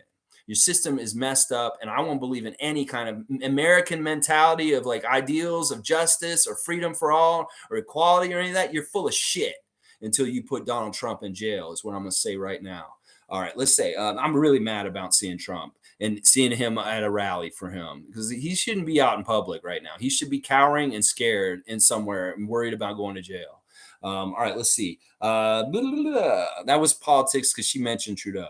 Tabatat saying Scotty will get enough minutes at other positions. Well, he's going to get minutes no matter what. But there's something really enticing about Scotty being the point guard. Like he really loves Magic Johnson. And that he does these no-look passes and he does all kinds of great passing. So why not let him explore his ability to possibly become the new age Magic Johnson? And that's what I'm saying. It's like there's so many benefits that the Lakers got from Magic being a 6'9" guard in the 80s. That why don't we try and explore this with Scotty? That there's mismatches and he has the aptitude and the kind of passing and stuff like that to do this. So let's just discover it more is what I'm saying. And it may be that he's a point guard by bringing the ball up the court, but on defense, he's still guarding a center, or he may switch to another position within a play, like where he's not always just the point guard. Maybe all of a sudden he's getting posted in the low post and hitting some low post shots and stuff like that. Pauline Prince, good to see another new name here. I hope that you'll come and join me again. Hit that red subscribe button every single morning, 9:30 a.m. Eastern Standard Time. This is my 300th live stream in a row, 300 days in a row, live streaming at 9:30 a.m. in the morning. Let's see what Pauline's saying. No one... Hang on, it jumped on me. No one in the league can guard Pascal Siakam. That speaks volumes. It's a media thing not to anoint him as a star. U.S. TV revenue issue as usual, but given how many teams want us to trade him to their team, he's clearly perceived as a star by those that matter. Yeah, and it's interesting, Pauline. Did you notice at the end of the game when they were interviewing Delano Banton and Pascal came over and gave him his kudos in the middle of the interview? They cut away from it to not give any like publicity to Pascal. Another thing that they did was they never actually showed the whole roster, the whole Raptors team sitting at courtside. They never showed Gary or Precious on the TV of the NBA TV because they didn't want to show how much unity and all the Raptors are there. They'd show like a couple of them here and there. They showed Scotty, they showed Fred and Pascal a little bit, but they didn't show Chris, they didn't show Precious, they didn't show Gary Trent. They didn't show the unity on our team. The US is very like messed up with their coverage of the Raptors. We saw how pro Sixers they were during the summer league game and how much they wanted the Sixers to win. They were rooting for the Sixers to win that game. And that's why I love it when we win these games and we make them have to shut up because they don't even exactly know what to talk about. Like at the point of the game where we busted it open in the fourth quarter, Steve Smith and his little buddy, I don't even know his name. That's how much I disrespect him. Were trying to talk about anything other than the game with the Raptors beating the Sixers ass at that point. It was more talking about like trade talks. They're talking about Masai Ujiri sitting over there. They're talking about players sitting at courtside, and they're not actually focusing on the game at that point because it's out of hand and the Raptors are going to win. So the bias, it manifests itself in all kinds of weird ways, whether it's Chris Haynes saying, I didn't think that you were going to win Rookie of the Year to the Rookie of the Year's face, or them sliding Nick Nurse to his face when they're interviewing him also. What makes you think your team can win a championship again and stuff like that? You know, it's always going to come in different ways. And this is part of the reason why American fan really slights us and puts us down and thinks that we're not a legitimate contender or a good franchise is because they're shaped in their perception by the opinions expressed by people on ESPN, NBA TV, and other places like that. So it sucks, but it is just part of the landscape. And we have to use the positives, the advantages of it, like being submarines and staying underwater. Okay, sleep on us. Go ahead. Don't pay attention to us. We'll show you the reality in the games and the scores and the way they come with the score and we win and stuff like that. So it's just got to be that way. It sucks. It's just how it is. But when you watch the broadcasts from with Americans doing it, you'll notice this over and over again. Monique's saying, congratulations, Trevor Gleason, on his first ever win with the Raptors. He's won games with the Raptors before, but as a head coach of the Summer League, yes. Congratulations, Trevor Gleason. I know he may have been sweating a little bit in the middle of the game when the Sixers kind of came back after an early lead, and they were kind of controlling the game in the middle, like around halftime and stuff like that. Our guys weren't playing as well. It was like at one point they put in Christian Vital, and I think the other person was David Johnson, and they did not look good out there. They were having a lot of problems guarding them, and they were absolutely killing us, the Sixers, and that's where they got the lead, and they were beating us in the middle. And I don't like what David Johnson did yesterday. I thought that 2 of 5 was not good. He only hit one of his 4 3-pointers. 2 rebounds, 2 steals is good. 5 points. That's not good, David. That is not the kind of game you're going to need to get on this team for this year. And that was really not a good enough game for him in particular. Duke Rock's saying, I agree. I want to see the Raptors run 1 guard and 4 bigs. I want to see the positionless vision come together this season. I want to see more of it. I want to keep moving in that direction. And that if the roster construction of the Raptors has very few little guys, well, that means that we're going to be having a positionless team out there most of the time. And really what I was saying a couple weeks ago is I just want to see Fred out there, and he's the only short guy we get to play. I don't forget about Malachi. If we really need somebody to chase somebody around, get Armani out there. They can chase them around. If we need Armani for scoring some shots, shooting some shots on the bench, sure, put him out there then. But otherwise, our regular rotation should be all tall ass dudes like Otto Porter, Thad Young, Chris Boucher, Precious Achua off the bench with our starters, that kind of thing. And use these forwards as point guards. Alistair saying, wait, so Fred is going to play off ball? I agree. Play to your strengths. That's what he's saying. Like, listen, we've been down on Fred. We said Fred is not good at this. Fred's hurt. He sucks at going to the basket. We said all these things. Well, Fred has also said that, listen, he's a winner. He wants to win championships. He'll do whatever it is for the team. He's the ultimate team player. He's willing to sacrifice his kind of game and shape it and mold it to fit the best way he can help to contribute to the Raptors winning. And that's what he said. He's going to play off the ball this season more. That he will not necessarily be the ball handler and the distributor. He will be the guy getting the catch and shooting it. So yeah, Alistair, that's what we're looking at. That, like, Pascal and Scotty may be handling the ball way more this season, with Fred getting up the court fast and getting to the corner and hitting a three instead. And this will be good for Fred because it'll save his energy for his offense, and he won't have to work so hard beating point guards up the court with that dogged defense hanging all over him, stuff like that. He can just get up the court and, be a smart guy, like use his intelligence of getting free and getting open, and then find him, and boom, he hits the shot. So he may have an easier time, like, for extending his energy because of playing off the ball, and then also his offense may be way better like next season, just because he's not having that duty so heavy and stuff like that. So there you go, Oscar. You like it? I like it too. Naco the Nacho saying, a lot of time last season, Precious seemed like he was thinking too fast, which isn't a bad problem.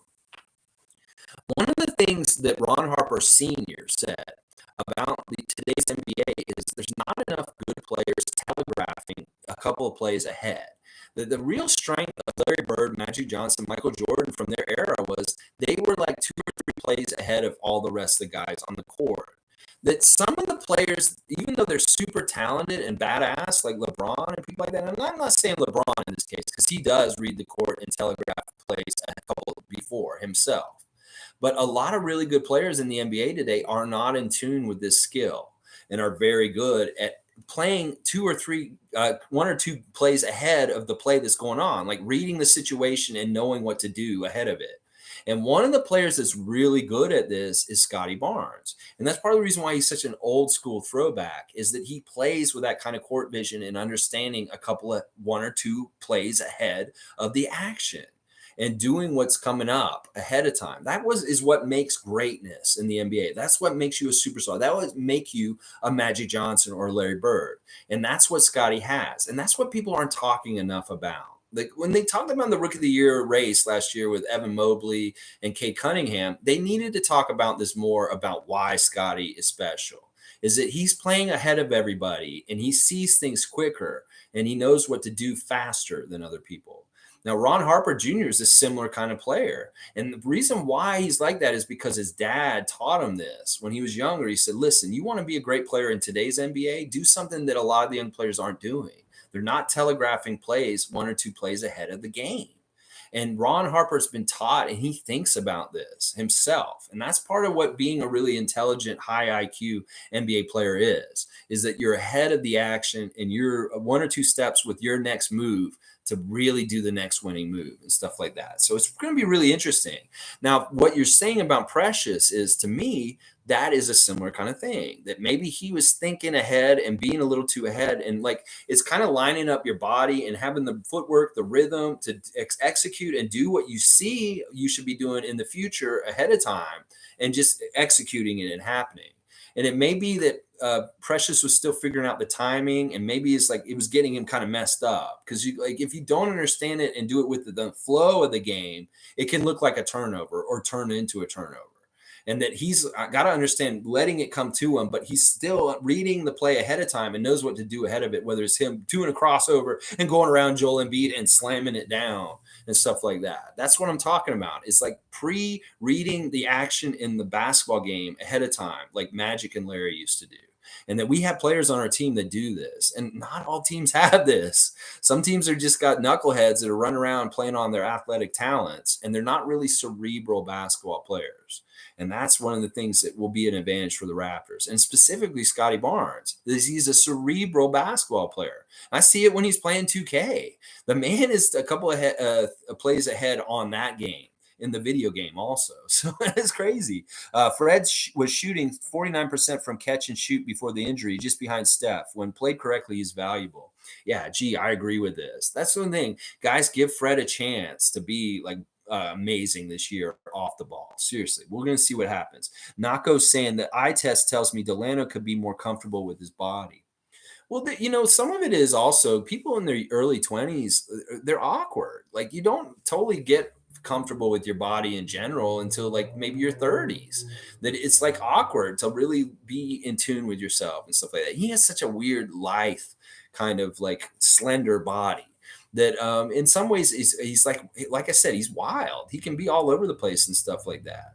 But it is really getting more body control from your mind and just understanding your footwork and what you're doing. No wasted motion, no extra like flailing around or any kind of this kind of stuff. Just really doing exactly what you need to do physically with your body to do the best things on the court. And he'll get better at that. It's like reps and stuff like that. He's an amazing talent. Like we've been saying, he kills the G League and he's an NBA player. And I'm glad he's on our team. And I was like, when he made that dunk at the beginning of the game yesterday, I was like, yeah, 45 bus, baby. We got the 45 bus in Las Vegas. It's running on schedule, baby. And he came and he dunked it. And Scotty jumped up out of his seat. He was like, yeah, it's so cool to see them cheering them on and like going crazy about Armani's shots. Like when they would show that section of the bench where they were sitting, the Raptor core, they were really cheering the Raptor Summer League on. It was really fun to see. Fred will always be Fred. Fred is Fred. Fred is a lifer. Fred is for real. Fred is El Capitan. Fred is the dude that will do whatever it takes, whether it's a pay cut to help the team win eventually, like James Harden just did, whether it's changing his role, whether it's taking a step back, whether it's stepping up, whether it's him realizing that the team is in trouble and that he needs to calm things down on the court, whether it's that we need a basket really bad and he goes and gets it. These are things that Fred was last season, and they're very valuable and important. He is the captain of this team. He is the guy who keeps guys serious when things are a little too immature and crazy. These young guys, there's a lot of them on the team, and they like to goof around. They like to be silly and have fun. Well, Fred's that stern leader on the team that's like, guys, we got to be serious right now, and kinds of reins them in. And he has the complete respect of the team. He's a perfect kind of leader. And once again, Fred is Kyle Lowry now. He's Kyle Lowry 2.0. And we got rid of Kyle Lowry. Do we want to get rid of our second Kyle Lowry? No, we don't. Listen, the reason why we weathered the loss of Kyle Lowry so well this season, because this is a huge loss. Kyle Lowry was an institution on the Toronto Raptors team for like almost a decade. And so many intangibles, so many important leadership things about him. The reason why we didn't miss a beat because Kyle Lowry left was because of Fred VanVleet. Solely him. So we have to realize not just the stat stuff. There's a lot of intangibles and very important, crucial things about Fred. Stuff like that. Top saying, I'm not the biggest Fred fan, and I know injuries were a thing. He was good for our chip team as a catch and shoot guy, but now we need an East-West point guard that runs. Our team is young. Yeah, we'll see. Top. I hope I've won you over a little bit, at least with some of my reasoning for why Fred is vital and essential to our team and stuff like that. And I love him saying that he wants to be a Raptor for life. That is real. And I would love him to be that. He's the kind of player that he can adjust his contract and different things. If you want to be here, well, will you take what money we can give you at each time and you'll stay here? And then hell, keep him for life, like he said he wants to be. Because I believe that. And I would love to see Fred VanVleet be an old school player like Larry Bird and play for only one team his whole entire career. That is something to aspire to, and we should aspire to wanting that for him as Raptor fans. That we don't want to run him out like that. That, like I said, he's the guy who knows the way back to the gold the best in some ways out of our whole entire team. That this dude, as a leader on the team that won the championship, can really help us, lead us in those kind of moments also when we get back there. So that's really important. Alistair's saying it's not that it's Delano can't play half court, only up tempo. He's the point guard Raptors want, but first he has to look good when he's on the team, not just G League. Yeah, when he gets his little stints in the main roster and he's playing like those little rotation minutes, like when he used to come off the bench with Boucher and Birch, the Triple B Canadian connection, the three-headed monster coming off the bench, the three Canadians all of a sudden, he had different times where he looked really good, but he looked really good earlier in the season, and then as the season went on, he didn't look as good later on in the season on the main roster. That is true. And that he does need to look better at that level of competition. I'll agree with this, Alistair. That Delano, when you get your chances on the main Raptors, really show yourself and shine. That's what we want. Top saying, Shea would be my dream point guard for us. It sounds like he would have a dream playing for the Raptors. He's saying He had a tweet this week saying red and white, it just hits different. And like everybody's saying, whoa, whoa, whoa. He's got that taste of playing for Nick Nurse on Team Canada. He's got that taste of being back in Canada and playing in front of Canadians. And now all of a sudden, SGA is like, you like playing in a red jersey? He's locked up real good by Oklahoma City and he's coveted. He's in a good situation. It's not like he's gettable, but we don't know what could happen in years to come. That if he ends up being in a Raptor jersey, I will not be upset. I'll tell you right now, he would be a fantastic acquisition for the Raptors to get. So, Lolita's saying, with love and admiration to our boys. I can't wait to see them at NBA games. Go Raptors. Yes, I can't wait to see these guys all out there playing together. Like, it's going to be fun to see this edition of the Raptors when they're all out there playing a serious game, a real game when the 82 game season starts. That they're going to be a joy to watch. That's part of the reason why we're having withdrawal about watching them is they were just so fun to watch. They're a joy to watch. It's fun to watch Scotty Barnes. It's fun to watch Pascal Siakam. It's fun to watch Precious Achua. So it's like we missed that. And getting Summer League back yesterday was so nice, wasn't it? It was so nice. Top saying, I would love Jakob coming back here, but the cost would be a lot. I don't know if it would be. Like, it could be that San Antonio, since, they sent Dejounte Murray for nothing to Atlanta in some ways. Like, what, they got John Collins and a couple picks and stuff like that? Yeah, that's not a whole lot. I think we could get away with just making the money match. And I don't even know what Jakob's getting right now. He may be only getting like 10 million a year or something like that. He may not be getting a huge amount like you think. And that matching his salary up with people like Svi and Malachi, that would be a dream, Bobby Webster. Make it happen. Make it happen. Duke Rocks is saying in last night's game broadcast, there was a comment made that the Raps brass were impressed with Harper Jr. and to watch out for him. Yeah, I mean, Trevor Gleason said in the interviews before the Summer League game that they're trying to analyze whether Ron Harper Jr. as a two-way player for us this season should be on the main team in the rotation for the regular Raptors, or he should be spending more of his time this season in 905. So at this point, Ron's got to really step up in the Summer League because he may be getting decided to send in the water one way or the other. He could be more main roster this season because of how he's playing in Summer League than G League, is what I'm saying. They're that big on him. That there's a certain amount of like I said, he's got basketball acumen and cerebral, smart basketball player. He's a good glue guy. He's a two-way player. He plays really active defense. He gets in the passing lanes, and apparently he can score. So we're going to have to see him hit some more threes and really bully himself around the low post and make some baskets near the basket, because that's one of the things he does. He's got that frame where he can be physical. He'll put his shoulder in a guy, bump him off, and then put the ball in. He does a lot of that kind of stuff from Rutgers. So we need to see him step up in Summer League and earn that spot. But they think he has that potential to just bypass a lot of 905. He'll play in 905 for sure, but he may be mostly on the main roster and actually a part of our rotation because of what he can offer, what we need on that level. So that's an interesting thing about Ron Harper Jr., Duke, as far as things. G saying, why do I feel Pascal is going to shock people this year? He looks very confident. His swag is at all-time high. Those guys were so cool. Some people were saying in that picture of the 8 Raptors sitting at courtside, you had one end of really slacking with their drip, and then you had the other end that was just dripping. It is drip, drip, drip as a hose that's still left half on in the summertime yard. And there's just leaking water out all over the place. That drip over there by Precious and Gary and Chris Boucher was really strong. And then the other end, these guys are wearing sweatpants and like T-shirts and stuff, Fred and Otto. And yeah, it was pretty funny they were talking about that. I would love to see this. Listen, Rico Hines says Pascal's the hardest working basketball player he's ever worked with in his career. That Pascal said at the end of the season that one thing he wants to work on is three-point shot. He wants to get more deadly with his three.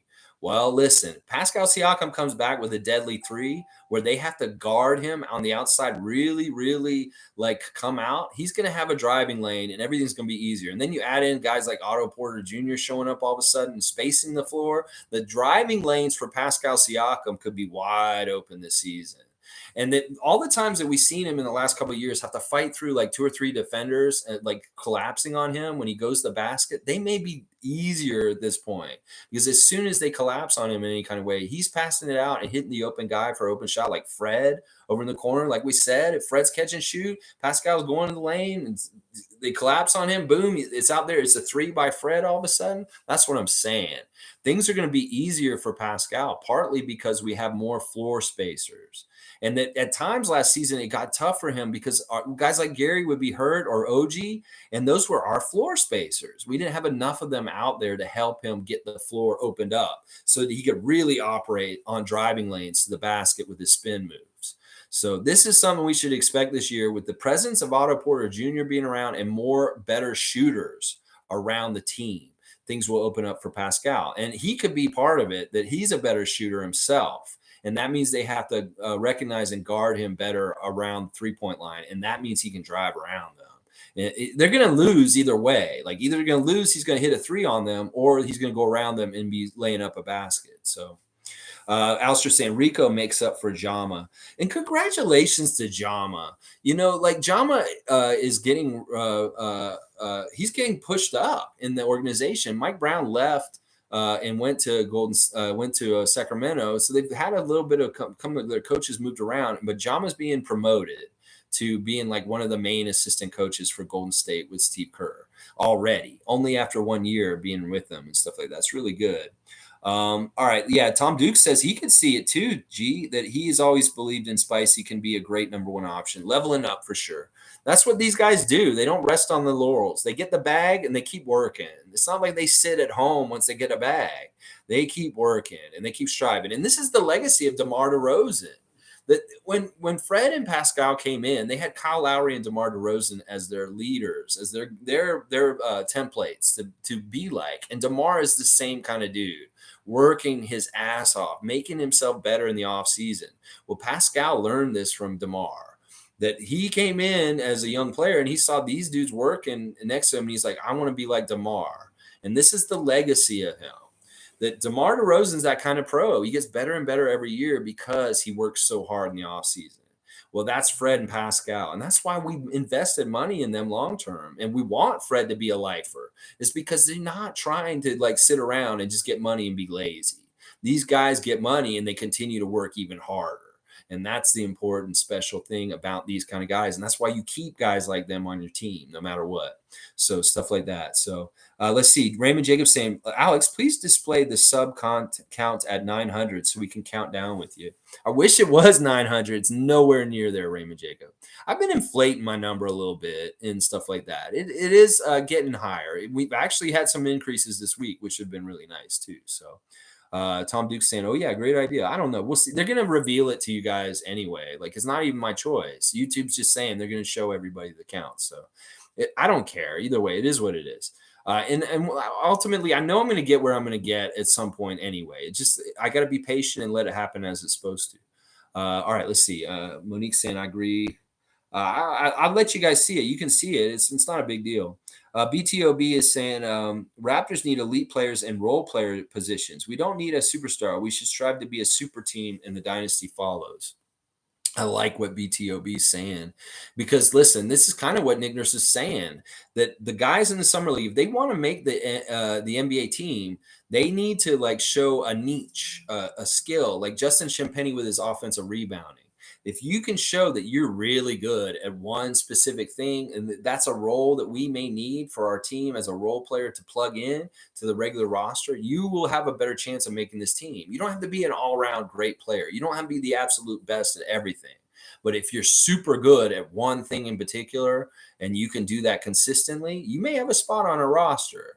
And that you're right, BTOB. Championship teams have role players. They can't have everybody try and be the superstar. And that was Chris Boucher's journey last year. That I didn't even really talk about this, and I should have. His press conference on Thursday was really important and talked a lot about Chris and his journey.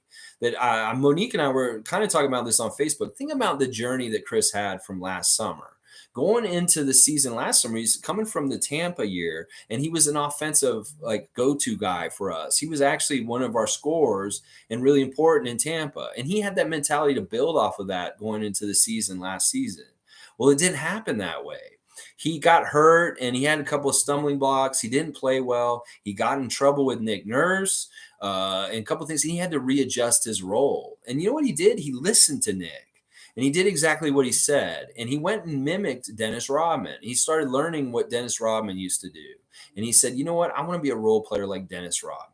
And that's what he's doing. And then he realizes that he's more valuable as a role player on the team at this point and what he can do off the bench with energy, rebounding, and hustle.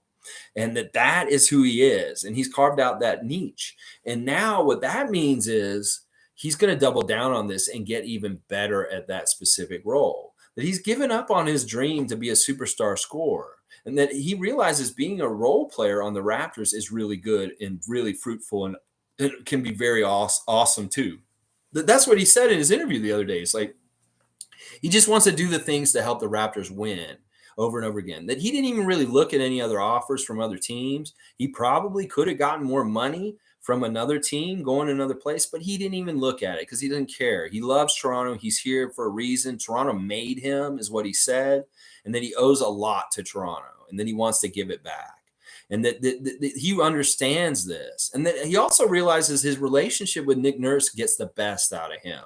That there's been times over his tenure with the Raptors where we've seen him get benched. We've seen him get in trouble with Nick Nurse. And he get in big trouble. And we're like, oh my gosh, he's in the doghouse. Well, this is exactly the way Chris needed to be treated, because Nick Nurse was pushing him to becoming a best version of himself. And he realizes that. It's like some players would take what Nick Nurse did to him and they'd be like, you're an asshole. And like, I hate playing for this team. But no, not Chris. He's like, I listened to him and I did what he said and I improved because of it. So now he trusts Nick Nurse when he comes down on him. And that Nick in particular is really hard on Chris Boucher, and he wants it that way. That Chris wants him to be that hard on him because he pushes him to strive for even better that way. And that if he went to another team, he realized he's smart enough to know, like, it may not be the same kind of system. He may not have the same kind of role. It may be a whole kind of different situation that he won't be comfortable in. And that he realized that, and that the money, more money and being somewhere else where it may be more difficult because of those kind of reasons is not worth it to him. He'd much rather be somewhere where he knows what's going on and it's safe for him. So kudos to Chris Boucher and just being a super honest person and really smart about his changing role on the team. And that his journey over the last year has been incredible. Honestly, it's been internal, and he's really matured more in his entire life in the last year than his whole entire life probably ever, is what he will probably tell you. That this has been a growth year for him in that way. This contract year and being a free agent and coming back to Toronto this year. I'm so happy about it. And he is that kind of role player, BTOB, that we need more of on the team. Like Ken Burch can be a role player. All these guys can fit different kinds of roles to help this team. And you're right. Role players help win championships. Superstars are part of it, but role players are a huge part of the rest of it. So Tom Duke has blown his mind 100%. G saying Brooks also attacked the rim very well without fear. Yeah, he was really good at going at the basket. He did diversify his scoring. It wasn't all just bombing threes. He had, obviously he had 15 of his 25 points for three, but 10 of them came from inside the arc or free throws. He did get 2 for free throws. So he got 8 points off of lay-ins and shots within the three-pointers. So that's good. That's really good. Raymond Jacobs saying, overnight party at Tom's house at 99,999. Okay, yeah, when we do 1,000 streams, this is what I'm saying. I'm going to be going for big numbers, 300 something. Well, this is when we can get to 500 soon enough. We'll get to 1,000. We'll get to 5,000. Maybe we'll get to 10,000 someday. That's what I'm saying, y'all. I'm going for the long haul. That's what I'm saying. Guardian Transit saying might have to try and trade Svi or buy him out. Yeah, I'm all for both of those things. Like, listen, he doesn't really have what is his point at this point on the Raptors? What is his point? He had his tryout last year. I know he took his player option. We trade him or we just buy him out and we use his roster spot for somebody else. I'm all for this. I'm sorry, Svi. I am sorry, but this is just how it's got to be. And same for Malachi. Seriously. Nako the Nacho say Malachi's best aspect is his defense. Well, I want him to be better on offense because listen, Armani Brooks is just as good as him on defense. Honestly, they are. And right now, Armani looks way better on offense and stuff like that. I'm getting sick of Malachi. I'm getting sick of him failing. I want him to step up and show something. And that if he his next chance, if he gets another chance with the Raptors, if he gets out there and he fails all over again, I'm gonna like just get rid of him, just cut him right now because he's wasting our time at this point. Tom Duke's got a cake with some candles. He's got a cupcake. He's got a pie. And he's got ice. He's got the sweets, baby. Tom Duke has got the sweets out west, and we might need to go over his house and get them from him. Raymond Jacobs saying 100% Trump is getting reelected, though. They hate Biden. Come on, Raymond, stop talking like that. Seriously, that's not good for Canada. And don't push that kind of bullshit. We do not want to normalize Donald Trump as being a regular, viable citizen of the United States. He's a criminal and he needs to go to jail tomorrow. He needed to go yesterday, honestly. And please don't put garbage like that in here. Biden's going to win again. There's going to be a blue wave. And people are pissed off. You don't even understand how mobilized people are down there and how organized they're getting to defeat the Republicans on all kinds of fronts. They're sick of this shit. They see the Handmaid's Tale starting to become a reality in the United States, and they ain't having it. So, especially women. These women right now in the U.S. don't feel like they're equal to men because of these abortion rules that the Supreme Court's coming down on. Well, this is bad for Republicans. Don't get it twisted. You're getting on the tip where you're listening to QAnon stuff or something. The blue wave is coming and it's going to overwhelm the government there. If it doesn't happen and it's going to get worse and worse, like the way it's going, then you know what? The whole world's in trouble, including Canada. So we need to root for the blue down south, seriously, because we don't need America slipping into authoritarianism or becoming like a Nazi state, which is what they're looking like with the Trump things going that way. You know, these people are all about being openly like Nazis and KKK kind of people. And we do not need to normalize this. So please do not bring this kind of talk in here. Seriously, it's going to piss me off. If you say 100% he's going to get reelected, that motherfucker needs to be in jail yesterday. And if he gets reelected somehow, then he never should have been elected in the first place. He stole that election from Hillary. That she actually won. He just walked out there on stage and said, I won ahead of everybody, and nobody called him on his shit. And they allowed him to railroad himself into that. He didn't actually win the election against Hillary. He stole it and cheated. So give me a break with this shit. Seriously, Raymond, I'm not going to bout you talking up Trump in any kind of way. And even if they hate Biden, they're going to hate Trump more than they hate Biden, and they will fix it. Listen, Biden's doing a lot of good things for down there. I don't get why you sewer Trudeau and Biden so easily, man. Seriously, stop. Because you're sewering the lesser of the evil sides. They're both evil. I get it. But there's one side that's really evil, and it's the conservative Republic side on our side of the border and their side of the border. So stop sewering Trudeau and stop sewering Biden, okay? Because I ain't having it on this station no more. Because I don't want to add that noise. They're good men, and they're doing what they can. They have problems and flaws, but they are at least on the side that's fighting for the good stuff, all right? Monique's saying, I hope Malachi watches some Freddie Gillespie highlights to see what he went through and look at him shine now with the Memphis Hustle. Yeah, I don't even know if he needs to watch a big forward center's highlights. He needs to watch, like, I don't know what Malachi needs to do, honestly. He needs to catch some luck and get a spot and really shine because he's not shining enough. Let's see. Monique's saying, Lex, his name is Chris Miles, by the way. Your voice is cutting out a bit. Check your mic, but it's okay now. I'm not sure who Chris Miles is. Or who? You're talking about the other guy who was announcing with Steve Smith. Yeah, I don't care. I don't care who that guy was. Brandon Newkirk is here. Q. He's saying Q. I hope he doesn't mean QAnon. Welcome. Good to see another new name here. Alistair saying, when Lowry was here, that was completely different. Team people got to adapt. Our top playmakers were wings. Now, when Kyle was here, he was the best playmaker. I still think that Fred's a pretty good playmaker too, but Kyle get the same kind of like critiques as Fred does. That he shoots too much and he carries the ball too much. He does like Kyle got the same kind of crap as a point guard, like the same kind of shit, the same kind of critique that Fred's getting right now. It's the same shit. It's like exactly the same kind of stuff that they're saying. He's too small, low. He's too lazy. All this kind of stuff. Monique saying the two-time NBA champion Jama Mahalea. Yeah, he's won twice now because he's with the Golden State. Shane saying Fred looked bad matching up against Maxi because of his injury. Lost his lateral quickness. Don't let that deceive you, top of top. Remember who was shutting down Curry 3 years ago on D? It was Fred. Yeah, and this is the same thing. It's like we got to have Fred healthy before you assess him. And he played hurt. Like kudos to him for playing hurt and still doing pretty good and guiding us to a lot of good wins and different things, even though he was hurt. He didn't look good at times. Yes, stuff like that. Denal saying I paused and missed it. Can anyone fill me in on what he was saying about Pascal and his interrupting an interview and now showing all the guys who showed up? Okay, so when I resumed it, skip forward. I wanted to hear what somebody had said and what he responded.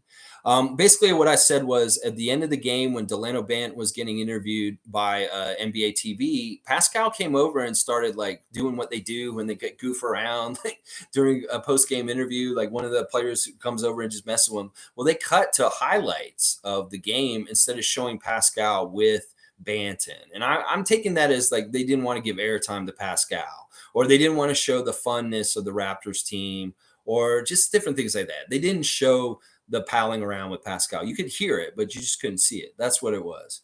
Monique saying, me and Lex said that about Ron Harper a couple of weeks ago. Yeah, we've been talking about Ron. We've been really big on him for a while. Raiden Keough, good to see another new name. Yes, Fred VanVleet was injured. We all know what he can do when he's healthy. Don't forget 2019 playoffs when Fred VanVleet was glued to Curry. One of the best defensive jobs done on Steph Curry ever in his entire career. Fred VanVleet, we cannot forget this. Do not have a short memory. And Monique saying, did you see the FaceTime chat with his mom? Melt my heart, Chris Boucher. Yeah, that was really nice. Like he re-signed with the Raptors and told his mom, I'm coming to see you, Mom, this weekend. And then he did. He went to St. Lucia and he was down there with his family and stuff like that. And just a really good recharge week for Chris Boucher and stuff like that. All right, we're just over 2 hours. Let me just do a quick rundown on the box score real quick.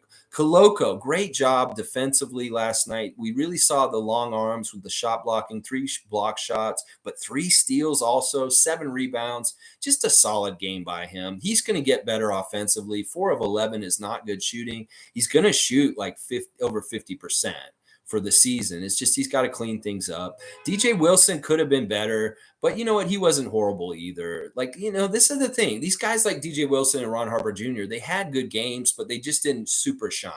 They were solid. Let's just put it that way. Jeff Downton was a great surprise in that game last night. 9 assists, no turnovers. Fantastic job running the point. Really going to have to watch him and see if he positions himself into possibly getting somewhere with the team.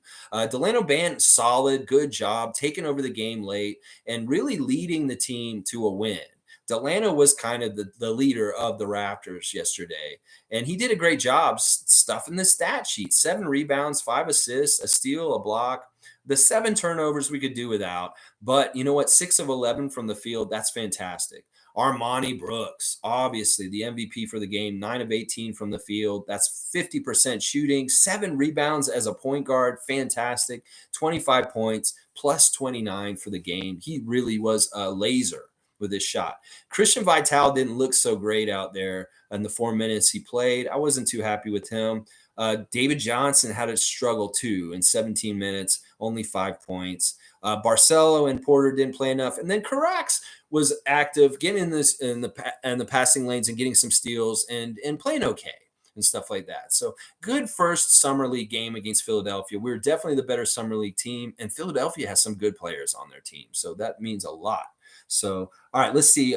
Raymond Jacob. All right. For your information, I am neutral center. First of all, don't watch mainstream media. Don't like any party. I just call it how I see it.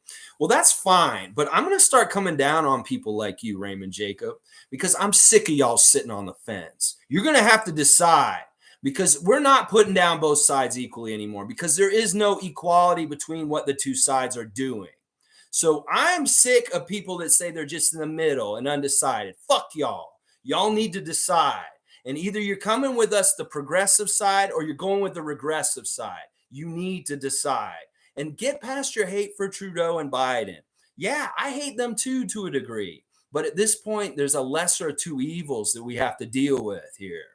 And we're at a dire place. The U.S. is the dumpster fire already. And we could turn into that also here. So what I'm going to tell you right now, Raymond Jacob, is not the time to not pick sides. That we need everybody to pick a side And either you're going with the regressives or you're going with the progressives. And that there is a false equivalency if you think that they're equally bad. If you think the conservatives are equally as bad as the liberals, you're an idiot. And I'm sorry I'm saying that to you as a good friend. I have to say this because this is getting this bad. So please stop being on the fence, stop being a centrist, and pick a side because we are going to need everybody on our side to get this world back in the right shape. And it starts in the US. Right now, it's really bad down there. They really need all the centrists to come together with the left side and fix things because these centrists, they don't help anything. You're not helping nothing when you're like, oh, this side is this side and this side. Pick a side. Be a man and pick a side, Raymond Jacob. Because if you don't, you're just going to stand on the sidelines and see everything go to shit and wish you had later on, is what I'm going to say right now. And I'm sorry I'm stern about this, but I feel real strongly about this. And I'm sick of people who say they're centrists and they think that both sides are equally bad. You're completely wrong. The conservatives are awful. And until we get more people that are in the middle like you coming to the side and helping the left side, we're going to be in trouble. So please pick a side. All right. Monique saying, let's go Raptors. Congratulations again, Lex. Thank you, Monique. I appreciate that. Patrick Douglas saying, let's just watch Summer League and enjoy the talent. We will critique it in September. We can't overreact about Summer League. It's like everybody's saying everything about this player or this player, Chet this, Paolo this, and all this kind of stuff. We can't base anything off Summer League because it's different. It's not the same kind of level of competition. And people can look real good in Summer League, and it doesn't mean jack shit in the regular season. So, yeah, this is exactly right. I like what Patrick's saying. And Eric Jacobs saying, yeah, pick a side. I'm sorry, Raymond Jacob. I love you, brother. But we cannot be like, this side is this side and this guy is this side. No, they're not the same. There's a false equivalency. And that you're buying into this bullshit from the conservative side that may make you think that the liberal side is just as bad as them. They're not. And that's what I'll say right there. All right, big ups, Shane Waters, dap. And maybe I'll see you guys on Twitch with Scotty Barnes later on today. Probably not. I think he's real busy in Vegas. If I was in Vegas, I wouldn't be in the hotel room playing on video games on 2K. So I'm going to expect to see Scotty is probably not going to be on Twitch the whole time he's in Las Vegas. But we'll be on Twitch watch anyway, right? Shane Waters, big ups. Have a happy Sunday. And once again, sorry, Raymond Jacob. It's just I feel real strongly about this. And this is something that everybody who's centrist needs to really start thinking about. That this isn't the time to sit on the sidelines and say they're both shitty. You need to pick a side. And we can't be apathetic either and say they all suck and not vote. We need to pick a side and we need to vote and we need to be activated. Because if we don't, we're going to lose the world as we know it. And it's going to be real ugly for the people that are younger than us. As they get older, it's going to get worse and worse. And this is a turning point in the world today. And the U.S. is a real front line of this fight. But Canada is a part of it also. Don't get it twisted because we have the same kind of problems up here. All right, Tom, dude. Love you guys. Have a great Sunday. I'll be back tomorrow. Monday Memory on Monday morning, 9:30 a.m. Eastern Standard Time. Please hit that subscribe button if you enjoyed my stream today. And go Raptors. So happy to see them back in action at Summer League. All the best, everybody. Have a good one, y'all. Woo!